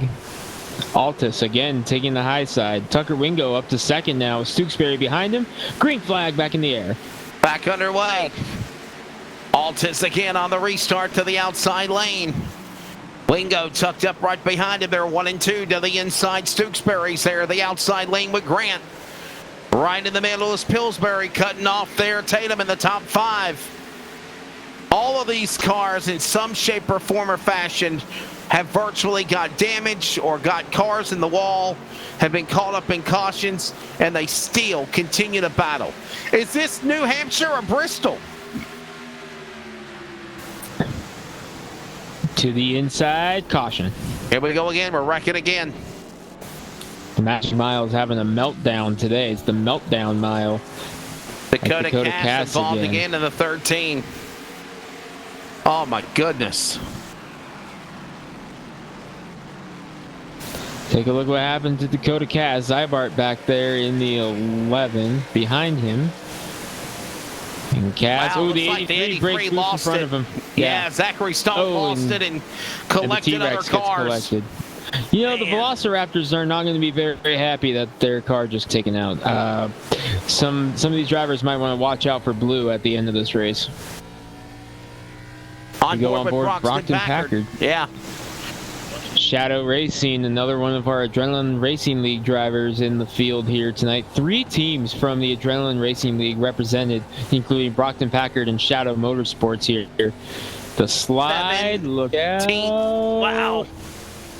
Oof. He about got through it. You know, 17th caution here tonight at New Hampshire. Considering what he saw out of the windshield, he did a nice job there.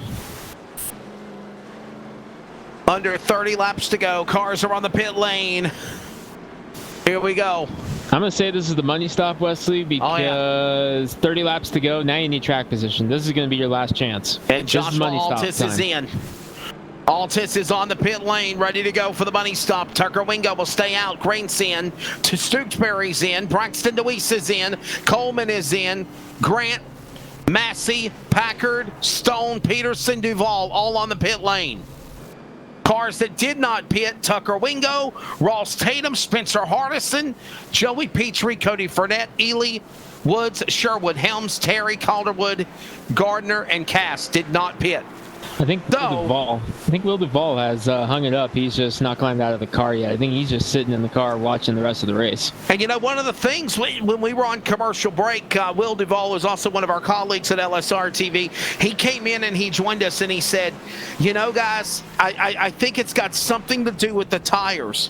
Whenever I get a new set of tires on the car, once it starts to break in and we get a good run going, the tires are fine. But when I come down to the pits and I put on a new set of tires, right off the bat, I start having handling issues and I start spinning out. So the new tires possibly playing a role. And the problem, Wesley, is 5 sets of tires on pit road. Drivers are thinking that they're saying, hey, I got fresh sets of tires on pit road, might as well use them. We didn't buy these tires to look at them in the pits. We bought them to use them. Right. Unfortunately, that just doesn't seem to be the case right now. That's right. And 18th yellow. 18th caution. I think I said 17th. It's the 18th caution. Somehow Kathy or wants another, to I know if lost we'll hit track of 20. one. And Kathy wants to know if we'll hit 20. I think we will. We're at 18. We're at 18 with 30 laps to go. 18 cautions. I mean, right out of the get-go, they were tearing them up. Within lap 2, they were cautioned. It was maybe lap 1 for that matter. This has been a definite yellow flag event here. If you like cautions, if you like crashes, if you like calamity, you've seen it here virtually tonight at New Hampshire at the Nightmare Mile. Halloween Lights around the corner. out. Halloween around the corner. That's perfect. A perfect scenario there. Lights out on the pace car. If this is the trick-or-treating race for these guys, this definitely has not been the candy that the kids wanted right now, because it has been a show. We'll say that. Yeah, it's been cray-cray. Man, oh man. Lights are off for the pace car. 18 caution flags in for the 19th time. They'll make their way back to turn 4 to the Geico restart zone, and we will try this again. 27 remain when they come to the restart, with now Tucker Wingo on the outside. Lane choice for the leader, along with Joey Petrie, Ross Tatum, Jackie Lee Hardison, top 5. Green in the air, down into turn 1, and Wingo getting a good jump on the whole shot. Wingo with a big jump on that restart. Look at Ross Tatum in the 1. He's looking for a move in that number 1 on the inside, trying to get second away from Joey Petrie. Brockton Packard going for a slide. He's off the racing surface. Still green, still green, still green. I think we're going to be okay, at least for that one. There's Packard getting back going. 24 having handling problems. He's been involved in many cautions as well. Actually, that's not even Packard. That's the 35, that was another car. That was Calderwood also involved. Yeah. Packard went for a slide as well. Yeah, that was Logan Calderwood. Oh, we got one getting loose in the wall. Here we go. Cars down below the apron, crashing 19. in. Yellow flag, 19 is out. The 96 involved. That is Zach Peterson. Couple of others also collected. It started mid-pack. Somebody bounced off the safer wall barrier on the back straightaway, and all of a sudden it caused everyone to check up from there. Keep your eye on the 96 car. You see Peterson in the 96. I think it started in front of him, actually. Oh, well, there he goes. Was that Altus? This was second. In the 83, Zachary Stone behind him. Wesley, was that Josh Altus in the 94 who went sliding down almost to the infield there? Wow. In the 94, you see Evan Coleman, the 18, involved as well. I want to take a look back at the replay and see if we can't find Altus. Yeah, let's see if we can take a look at one more time to swag replay extended. I could have sworn I saw a bright yellow 94 squeak by on my screen. No, there's a wreck. Oh, hold on there. Yeah. He's okay, getting some air. Oh, wow. There's some RC car action for you, Charles. And the Rowley Energy drink number 51.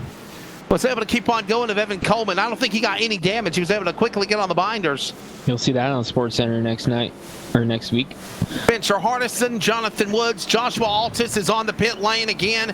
Jacob Grant, Brockton Packard, Zachary Stone, and Cody Terry again pitting. Man, that was fun. Altis went for a ride there, boy.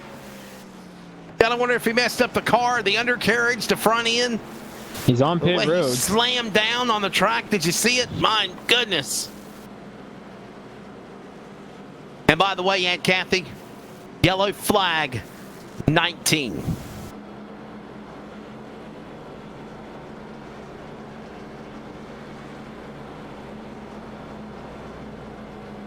Joining us in the broadcast booth is also the driver of the car number 32, entry out of Mannington, West Virginia, Will Duvall, the Cowboy. Will, a crazy race here tonight at New Hampshire. What's your take of the Nightmare Mile? It's a fun track for sure, and it's tough. I bought the track as the session was opening up, so this is my first look at the track even, and you know it's a lot of fun, but man, is it tough. It bites you hard on the outside, especially when you got fresh tires on. I was going to say that. One of the things you talked about was the tires. Explain that to the viewers. Well, when I had almost 50 lap old tires, I felt great. I think it was just the wear on the front tires. It didn't have as much grip, so the front was able to slide as much as the back or something, maybe. I'm not real sure. But I felt a heck of a lot better once I had old tires on. Not just, you know, worn tires, not just broke in, but old tires on versus the brand new fresh tires. So I really think that having old tires was the way to go, but you can only run old tires for so long before they blow. And you know, Greg, we saw at one point where the 32 had his problems, then he got up to the front and he led the race. He did a nice job getting through the field, so it was a wild one for Duvall. Unfortunately, the Cowboy not able to see it out here tonight. Lights are off on the pace car. We're one away from 20. So the sun is back out again. The cloud cover is gone. Let's take a look at the saw blade weather conditions as we approach 25 to go, under 25 to go. And the track temperature, the track temp's gone down still. I mean, well, there's still a little shade in some areas, but I mean, for the most part, I thought it was going to shoot back up again, though, Greg. It hasn't. Is it because we haven't really put a lot of green flag runs out there, too? Yeah, we haven't had a lot of that, but the sun is beginning to set also here, Wesley, so that's also going to cool the track down because now we're starting to lose the sun a little bit. And the virtual iRacing setting, getting ready to go here with Ross Tatum, the leader in the one car. He'll take the lane chase on the inside. Tucker Wingo to the outside. Jack Ely, Joey Petrie, Cody Fournette. The top five, here we come, back for the restart, and back underway. Wingo to the outside, back on the point, to the line, 21 to go into turn one. Ely in second in the 54, up on the outside of Ross Tatum in the number one. Ross the Boss Tatum trying to steal one here if he can get up and compete with Wingo. Wingo is looking for some redemption after what happened at Daytona last week, Wesley. Oh no! As is Joey Petrie. Oh, it's Altis around! Altis, the Daytona winner, the number one seed around in 94. Had such a strong run going, had a shot at the win here in this race, and now he's going to have to fight his way through and hope for some massive luck here as he's going to be the last car on the lead lap. 20 laps to go. The Remington 94, and here comes the Cavalry running him down. Joshua Altis, the Daytona winner, the number one seed, the man with green bar on the scoring ticker, falling all the way back to 23rd. He's at a cusp of maybe going a lap down because here comes the leaders about to chop him up here in just a minute. The Nightmare now attacks the 94 here with 20 remaining at New Hampshire. Meanwhile, Tucker Wingo is under attack now from Ross Tatum in the Coca-Cola Mustang. He is all over the back bumper of the Ford EcoBoost Mustang of Wingo. A couple Fords battling it out for the win here at New Hampshire. We're inside 20 laps to go. And Wingo leading the way, but Tatum is right there knocking on the door. 19 laps to go. We've had 19 caution flags. And ready to bring this one to the finish. Here comes Ross Tatum on the outside lane. And we got one spun and crashed. Front straightaway. No caution yet. Still green, still green. all tore up, smoke bellowing from the back end of that car. Meanwhile, look at... Is that Grant? Was that Grant in the 5? It may have been Grant, but look at Tatum putting the pressure on. Ross Tatum trying to steal it here from Wingo late in the race. 18 to go, off of 2.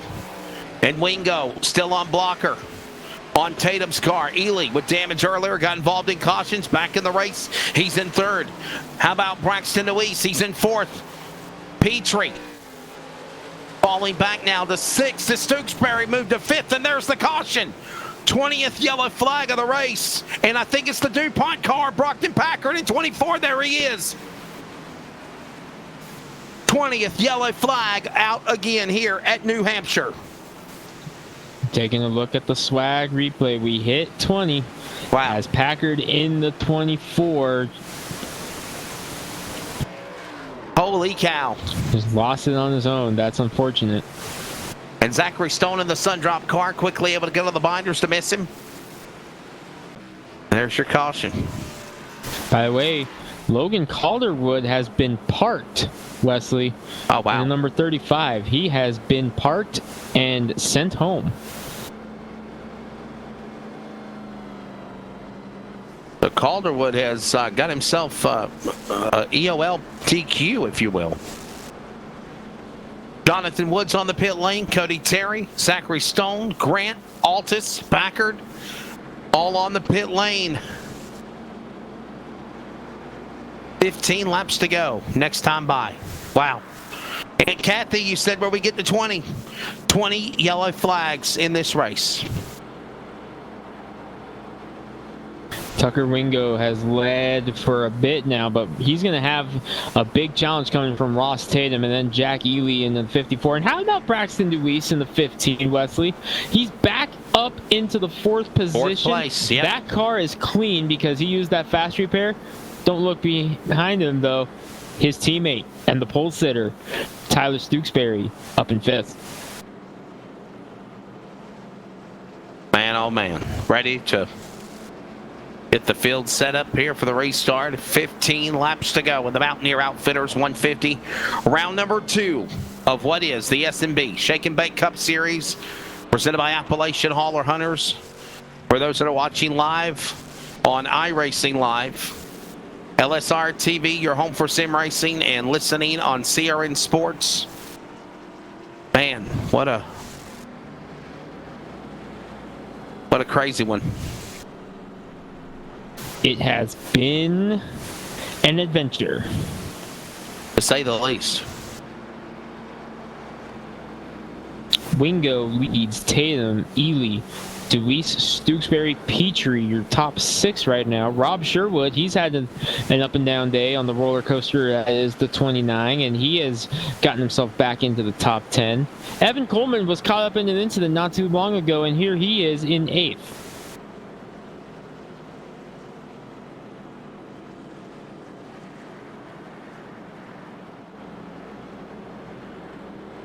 Ready for the restart here. Coming up once the lights go off for the pace car. They'll double them up. As Tucker Wingo, the 99. There he is in the Ford Performance entry. Gonna get the 1 to go indication this time by the lights will go off for the pace car. And they will double them up. And we'll get ready for the restart. For BAMF Motorsports, Tucker Wingo. Teammates with also Cody Fournette and Jack Ely. His teammate is in 3rd. His other teammate, Fournette, all the way in the back in the top 20. Part of BAMF Motorsports, Tucker Wingo looking to be the 2nd different winner on the season and punch his ticket to the playoffs.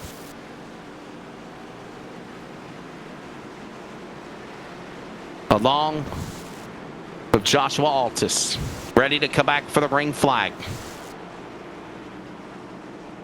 Wingo's going to take the inside lane choice for the restart. We've seen everyone else take the outside lane, as well as Wingo before. Now he'll take the inside. Ross Tatum will go to the outside. Wingo and Tatum. What happens? Green flag. To the line. Green in the air. It'll be 12 laps to go here at New Hampshire. Back underway, and Wingo pulling from the pack A three-car battle for second. Little contact there. Ely a little loose. Got a little bump there from Tatum. And Deweese is in that mix as well. He's on the inside. Yeah, Deweese going to get by Ely. Bringing Stooksbury with him. Here comes High Five Racing. Braxton Deweese got around Ely for third. His next man is Tatum, and then the leader Wingo. One car getting shoved fifth. in the back. Rob Sherwood got a punt from behind, and he's going to lose a lot of positions into number 29. We stay green as he did not spin out. 11 to go. Going to be 10 laps to go. One car around is Petrie. Petrie goes around in the middle of the pack at a turn 2. They're still slamming and banging. Yellow flag for Petrie in 33. And the 21st caution out here at New Hampshire. It all starts right there with the shove from Sherwood, or to Sherwood. That was the first one we saw, but then watch Petrie in the back here with Evan Coleman. See what happens. Just turn into him a little bit there, yeah. Just pushed up the track just a little bit. And I think he probably could have corrected and kept going, but by that time, you're in a pack of traffic behind you. They had to throw the caution to get everybody on the binders. A nice job there by Petrie to hang on to it as well in the 33. Yellow flag, 10 remaining. Our final commercial, and we'll take you to the checkered flag. Top 5. We're ready to see who wins here at Virtual New Hampshire for the SNB Cup Series in round 2. Coverage continues in a moment on LSR TV, CRN, and iRacing Live. We're based out of West Monroe, Louisiana. We do custom T-shirts, racing. We'll do any shirt. We'll do schools, churches, fundraisers. We do a ton of event shirts, as you can see on our board here, all around our banner. Personalized. I mean, we'll do anything. It doesn't matter to us. We got the custom rugs.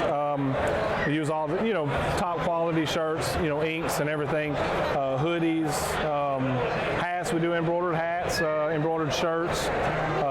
Just you can call us for anything. We do offer the bag and fold to where you can receive them and they're already labeled and tagged and bagged, ready to give out to your customers. So you just call us and just tell us, hey, this is what we're looking at doing, and if we're going to put the car on there, it is 125 quantity minimum. If it's without the car, it's 60 quantity minimum. That's strictly on the racing stuff. If it's a business or something, if you race on Texas shirts, it's a little bit differently. You can call us. It just depends on your quantity and ink color. Everything is hand drawn. I mean, everything. We don't Photoshop anything onto a shirt or anything like that. Everything that we go through, everything is drawn, and which is the reason for the art fees. We do have several graphic artists that draw for us, and they're really good. So what we do is on any package that you do, we can mix and match. We can do any colors. You can do purple, red, blue, green, and do the rest black. It doesn't matter to us. With your design on there, we can do hoodies. We can do hoodies, long sleeve shirts, t-shirts, tank tops. It doesn't matter. I mean, it's almost limitless what you can do, and you can put all that together in that package to make that minimum requirements. They can call us 318-278-7191, or they can email us at bulletprooftees at yahoo.com, or they can go to the website bulletprooftees.com. Well. Ready to settle this one here at New Hampshire. We're under 10 laps to go. Greg Rentz, Wesley Outland with you. Charles Wooten in the production chair. And this has been definitely a wreck fest here. 21 cautions. We're going to come back for the 22nd restart attempt here. With 7 laps to go. It'll be 6 remaining, Greg, when they come back to the restart zone. Tucker Wingo trying to join Joshua Altis as another winner on the SNB Cup Series. Trying to pull off the victory. At this point, it's a pretty solid thing that we're going to have our second winner of the season, as Altis is Meyer back in 13th, and there's going to be 6 laps to go. It's going to take quite a bit of racer's luck for Altis to get up there, but stranger things have happened. Greg Ready for the restart with Wingo on the inside, Tatum on the outside, Braxton DeWeese and Tyler Stooksbury, their teammates on row 2. Moving on back with Jack Ely and Evan Coleman, row 3. Hardison, Petrie, Massey, Gardner, top 10. Green flag back in the air. 6 to go at New Hampshire. Can we bring this one to the finish in turn 1?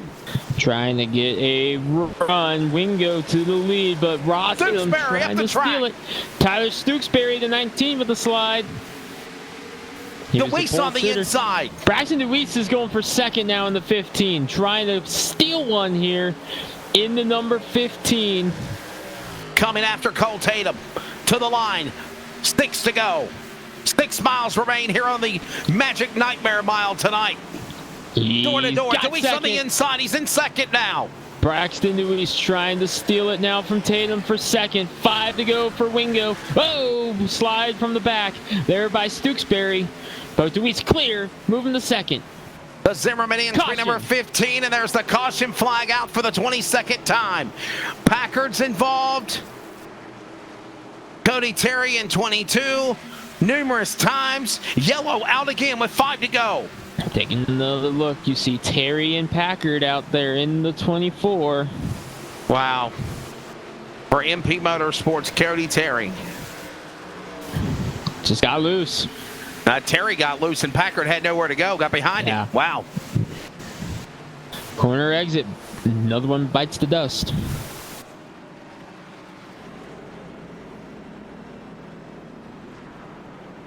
Overtime. Cloud cover settling in. Nightfall settling in here at New Hampshire. They don't have lights at New Hampshire. We better finish this before we go to virtual darkness.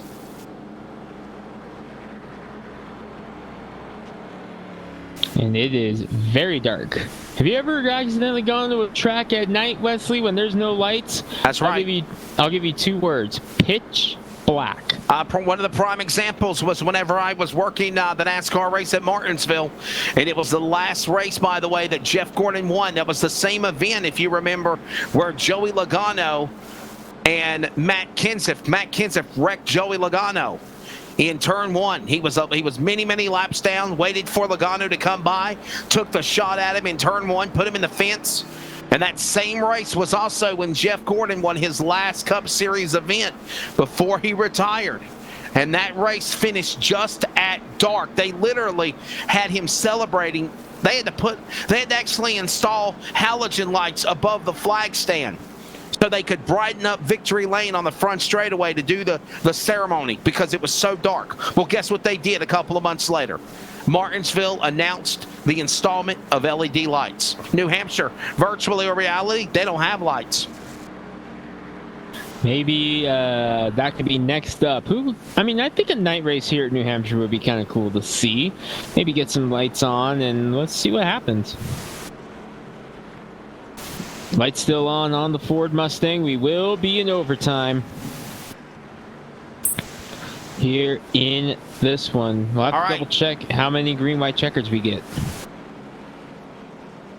I think we get 3 attempts, just like the Cup Series does. 3 attempts at a green-white checker. If we get a caution again before the white flag, next flag will end the race. Or if we get, they'll reset them again. If they take the white flag and then we have a caution, the race is over. So,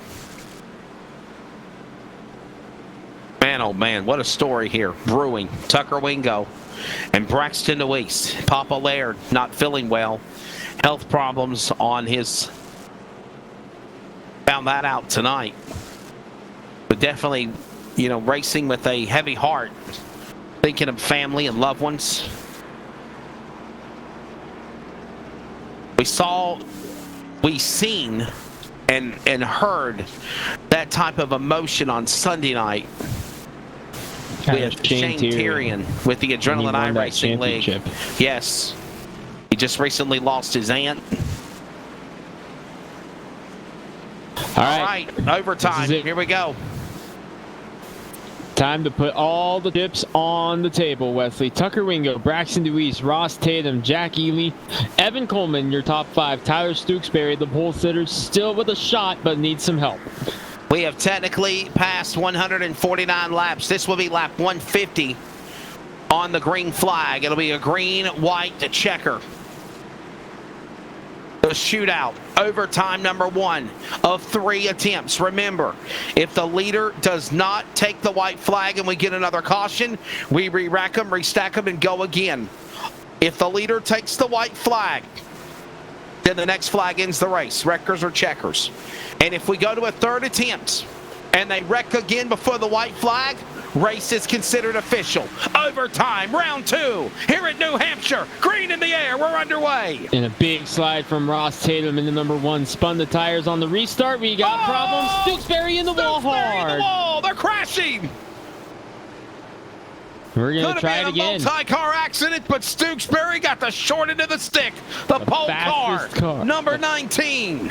He was the fastest car here, Wesley. Had fought his way through the field twice after starting on the pole and leading a big chunk of the early stages. His day going to come up just a couple laps short. Aerial coverage presented by All-American Pools. Look at this. Looks like he just got a little contact there and got turned in the wall. Tried to go 3 wide in the middle of the corner. Man, oh man. Was that Spencer Hardison, I think? It may have been. The 9 of Spencer Hardison. And he's still okay. No damage on that car. I mean, he's got to have some damage, but I mean, it's not wrecked like the 19 is. Yeah, Stooksbury's got a ton of damage, but he had such a clean race, Wesley. He can just come down, get the fast repair, and go for it again and just see how many spots he can gain, and I think that's exactly what he's going to do. Take the fast repair and get back out there. Overtime number 2. It's coming up. Again, they will try this for the second time. Remember the rules. If the leader takes the white flag, the race is official. If they wreck before the white flag, caution comes out, then we re-rack them and restack them for a third time. The leader takes the white flag and they crash after they take the white, then it's wreckers or checkers, race official. And remember, on the third attempt, as this is the second attempt coming up in overtime, third attempt, if they take the green and they wreck again, Greg, race is over. Doesn't matter whether it's white or checker. This will be attempt number 2 here at the green-white checker. When we take the green, Wingo, DeWeese, Jack Ely now in the top 3. Tatum, Hardison, Coleman, and Petrie up in 7th. Keenan Massey's fought back to 8th after a quiet run, got collected an instant earlier. Christian Gardner, the 7th. Jonathan Woods rounds out the top 10 right now. Still under caution, working on getting the field in the right time and then scoring position. Man. Caleb Smith, 11th, and Joshua Altus at one time was one of the top contenders. He falls back to 12th. Really doesn't have a lot to worry about because he's already in the playoffs. Robbie Helms, 13th. Cody Fournette in 14th. Robbie Sherwood, 15th. Jacob Grant, 16th. Zachary Stone, 17th. Cody Terry, 18th. Dakota Cass, 19th. And Tyler Stooksbury, 20th. He's still on the lead lap, but he is all tore up in that 19 car.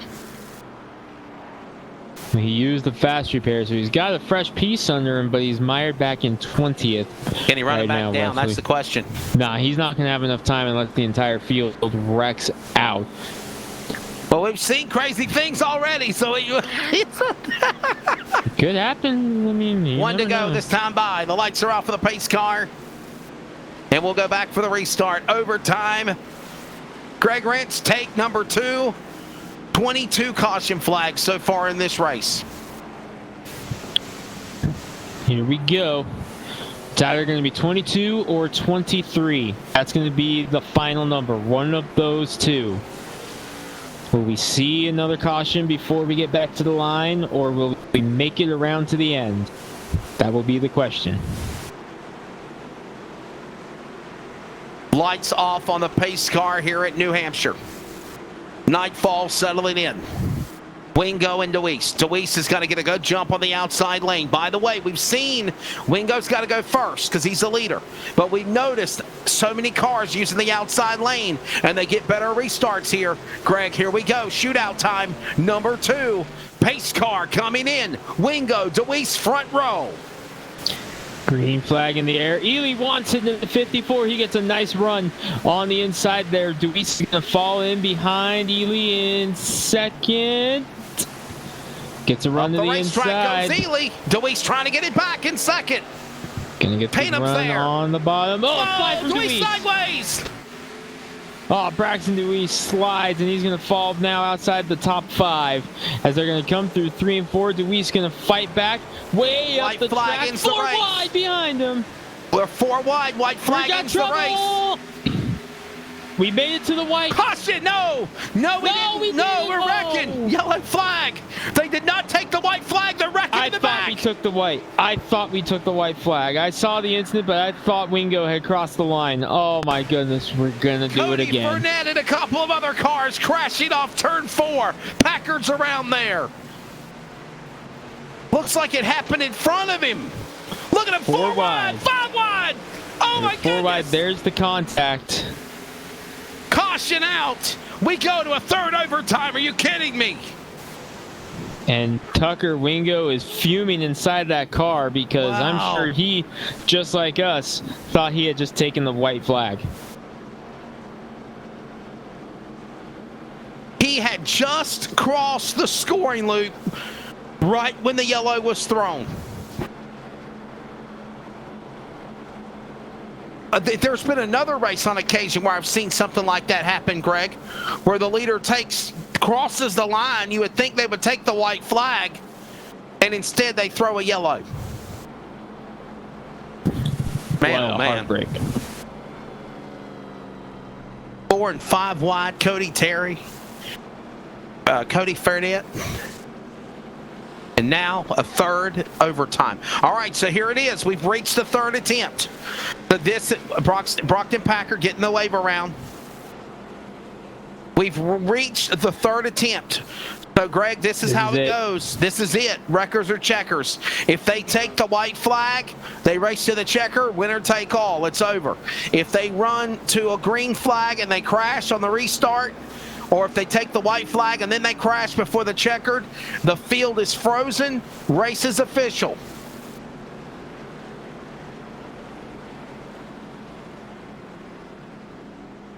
Lights still on. Will Duvall, did you ever think it would be this crazy here tonight at New Hampshire?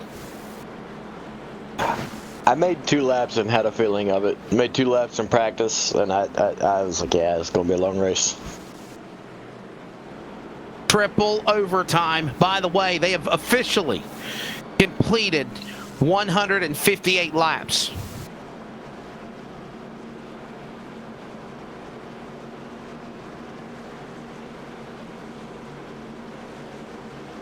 Greg, can Tucker Wingo win this race? He's got a strong car in that 99. He got a good restart.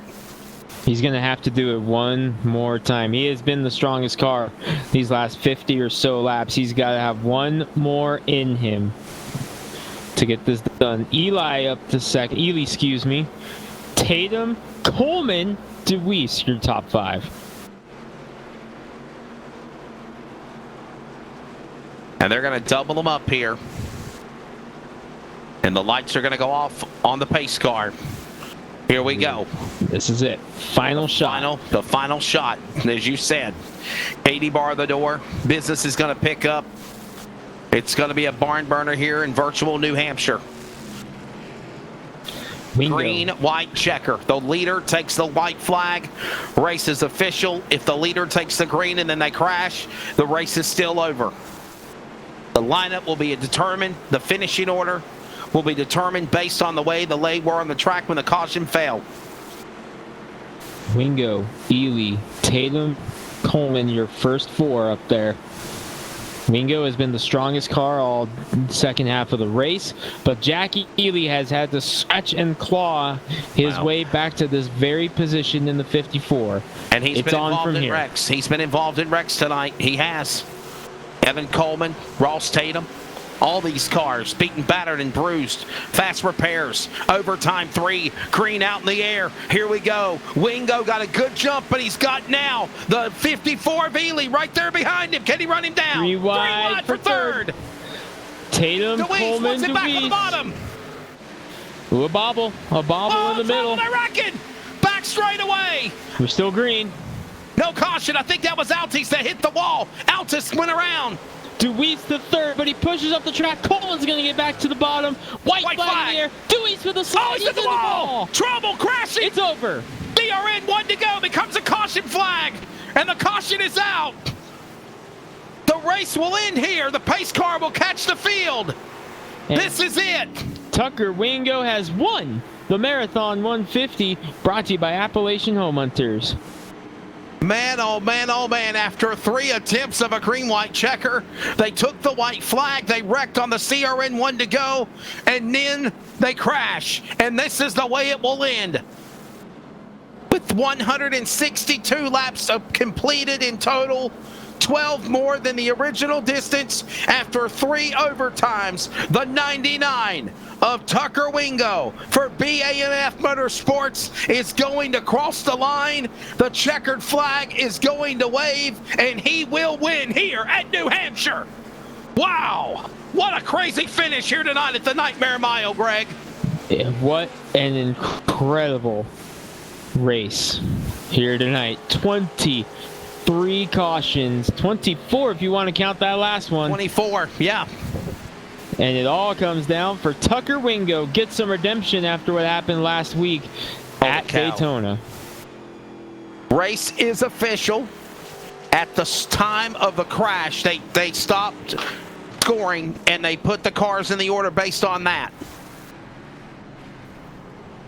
Top 3 getting ready to come down to the front straightaway. We'll have interviews on the Clan War Servers post-race wrap-up. What a race. Tucker Wingo, Jack Ely, Braxton Deweese trying everything he could for a shot. Can we show the last lap one more time, Charles Wooten? Let's show the last lap when they were coming to the white flag before it all come unglued. We thought we were coming to the CRN 1 to go and became a swag yellow flag for the 24th time, Greg. Taking one more look at it. 3 wide. Deweese on the inside. He thought about going there to the bottom of Tatum. Down the backstretch they went. Making every move possible. Stuck it in there, the Coleman car, and then there goes Deweese up in front. And then here comes Tatum bouncing off the wall. Or that's Deweese actually, got into Tatum. Tatum hit the wall hard. Wow. And he came to a stop right there, and that was it. That's the way the race ended. Holy cow. Ballblade.com unofficial results after 24 cautions, 3 overtimes. Here is your results. They are unofficial because they do PN Race Review with the SNB Cup Series officials of iRacing. Tonight for the Mountaineer Outfitters 150 in New Hampshire. Tucker Wingo the leader. Jack Ely is second. Evan Coleman third. Spencer Hardison fourth. Caleb Smith is fifth. Braxton Deweese from third falls back to sixth. Christian Gardner seventh. Kenan Massey eighth. Jonathan Woods ninth. And Joey Petrie will finish in 10th. Jacob Grant comes home in the 11th spot. Robbie Helms 12th. Cody Terry 13th after an adventurous night. Tyler Stokesbury was able to fight back to 14th after crashing late, the pole sitter. Zachary Stone fights for a 15th position in the Sundrop machine. Cody Fournette, Dakota Cass lead lap after what happened with him. Final car on the lead lap was last week's winner, Josh Altus, in the number 94. He finishes 18th, right where he started.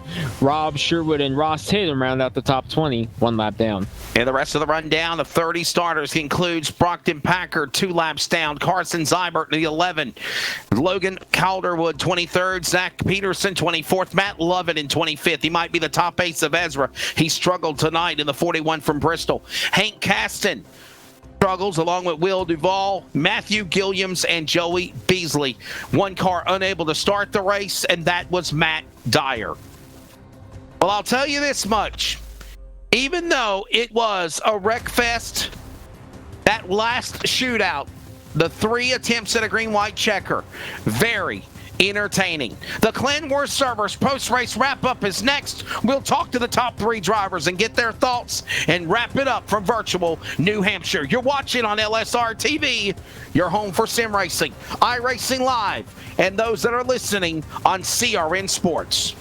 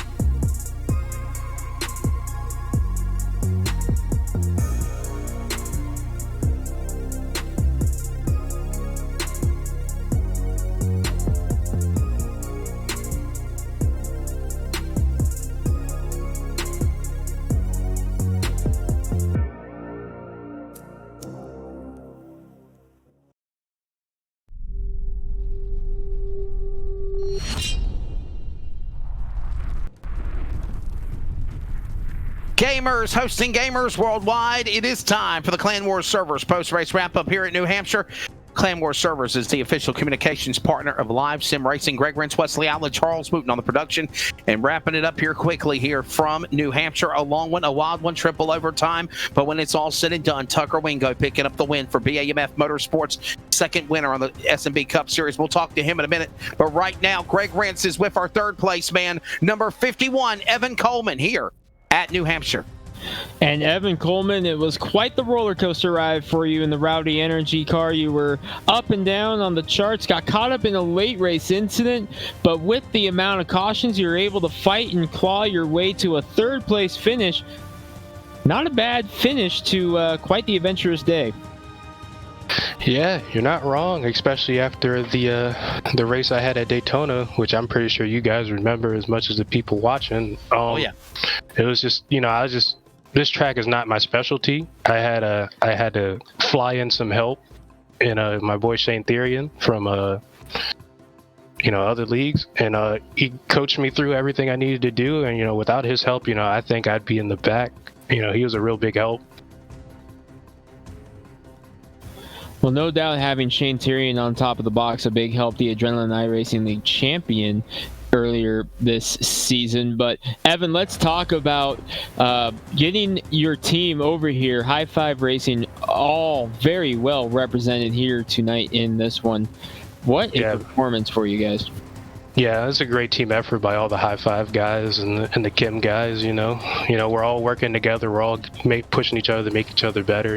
Good for Mr. Smith over there, sitting in Charlotte, North Carolina. He's probably jumping up and down in his chair right now. We got a good race from the 15 and the 5. We got caught up in a laser incident. I think all the cars that we have from High Five and Kim were just, they all could win the race. If we had a drag stretch, and I think it'd be a photo finish. So real quick, tell us about the alliance between High Five and Chem, as these are all drivers from Adrenaline. Tell us about the alliance here that we are now seeing on Wednesday nights. There's definitely more to it than the eye sees. But we're all just friends, and we just want to have good times, race hard, race clean, and that's what we come to do. We all were free on Wednesday nights. We came over to SNB. These are a great group of guys. This race doesn't show how great these guys are, and I hope in the coming weeks, we can show the people and everybody watching that how good this league can be when it's firing on all cylinders. And we're just trying to bring more people to see the racing that we can provide for everyone. Having a great start here for you to the season after an adventurous Daytona race. New Hampshire this one. What's coming up next week for you, and you excited for it? We got Kansas coming up this week. I don't necessarily like the NASCAR tracks that start with K, but this track, with the groove being the high line, you're going to see a lot of slide jobs, which I know a lot of fans like to see. Big, hard racing. The first 10 laps are going to be the most entertaining laps, especially when it comes down to the end. Those last 10 laps where people are throwing slide jobs on everybody. Be very interesting to watch. I can't wait for it. It's going to show who has, the skill to run up top, skill to run the bottom, and the skill to pass. Kansas next week. A chance for you to thank your sponsors here on LSR TV after third place. Who helped you get here? I really want to thank, Shane Therian, Caleb, Mr. Smith for, giving me my opportunity to start in sim racing. Definitely Malik Ray with the Rowdy Energy sponsored car. I got it on the top for the driver's spot. I had Malik Ray there. Really inspirational guy, helped me do a lot of stuff to make the moves I have, because a couple months ago, if I didn't have Malik, if I didn't have Shane, if I didn't have any of these guys, I wouldn't be able to do what I'm doing now. All right, that's Evan Coleman again, finishing in the number 3 position. Runner up in the race was Jack Ely in the 54 machine. He tried very hard to make a run for the win, but he come up short. And Greg Rentz is standing by with him right now for second. And Jack, it was quite the adventure for you as well. You got mired in an incident right around the midway point and were able to fight back to finish second, knocking on the door of Tucker Wingo. Tell us about climbing back to the field there for the second half.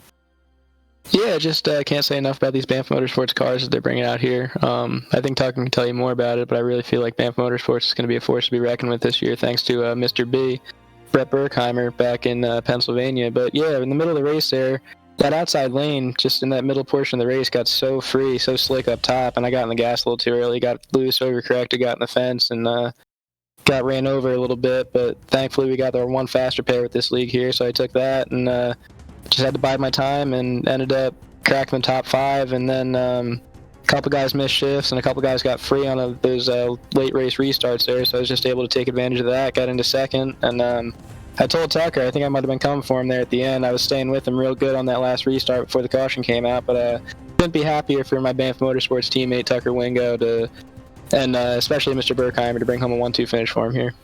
And Jack, we talked with Evan about the importance of teammates and how they've got something really special going on over there. Tell us about your team. Again, Banff Motorsports, a 1-2 here at New Hampshire, but it did not come easy for you guys to get that results. Tucker was able to do a nice job to stay out of trouble throughout the course of the race, but you had to fight to get back up there after some incident. None of your doing, of course, just had to fight back and put your head down and shake it off, and you did just that. Tell us about the team and what all is going on with you guys as you're trying to fight your way back up while Tucker's holding on to the lead. Yeah, we're just we're a bunch of buddies that love to iRace together, and Brett Berkheimer, our team owner, got us all together to run this league. It's myself, Tucker Wingo, and Cody Fournette, who was showing a lot of promise tonight before he got some engine damage at the end there, but yeah, got knocked back a little bit in the beginning, and then we were off strategy again, just like Daytona last week with everybody else. So we had newer tires than some guys, older tires than some guys.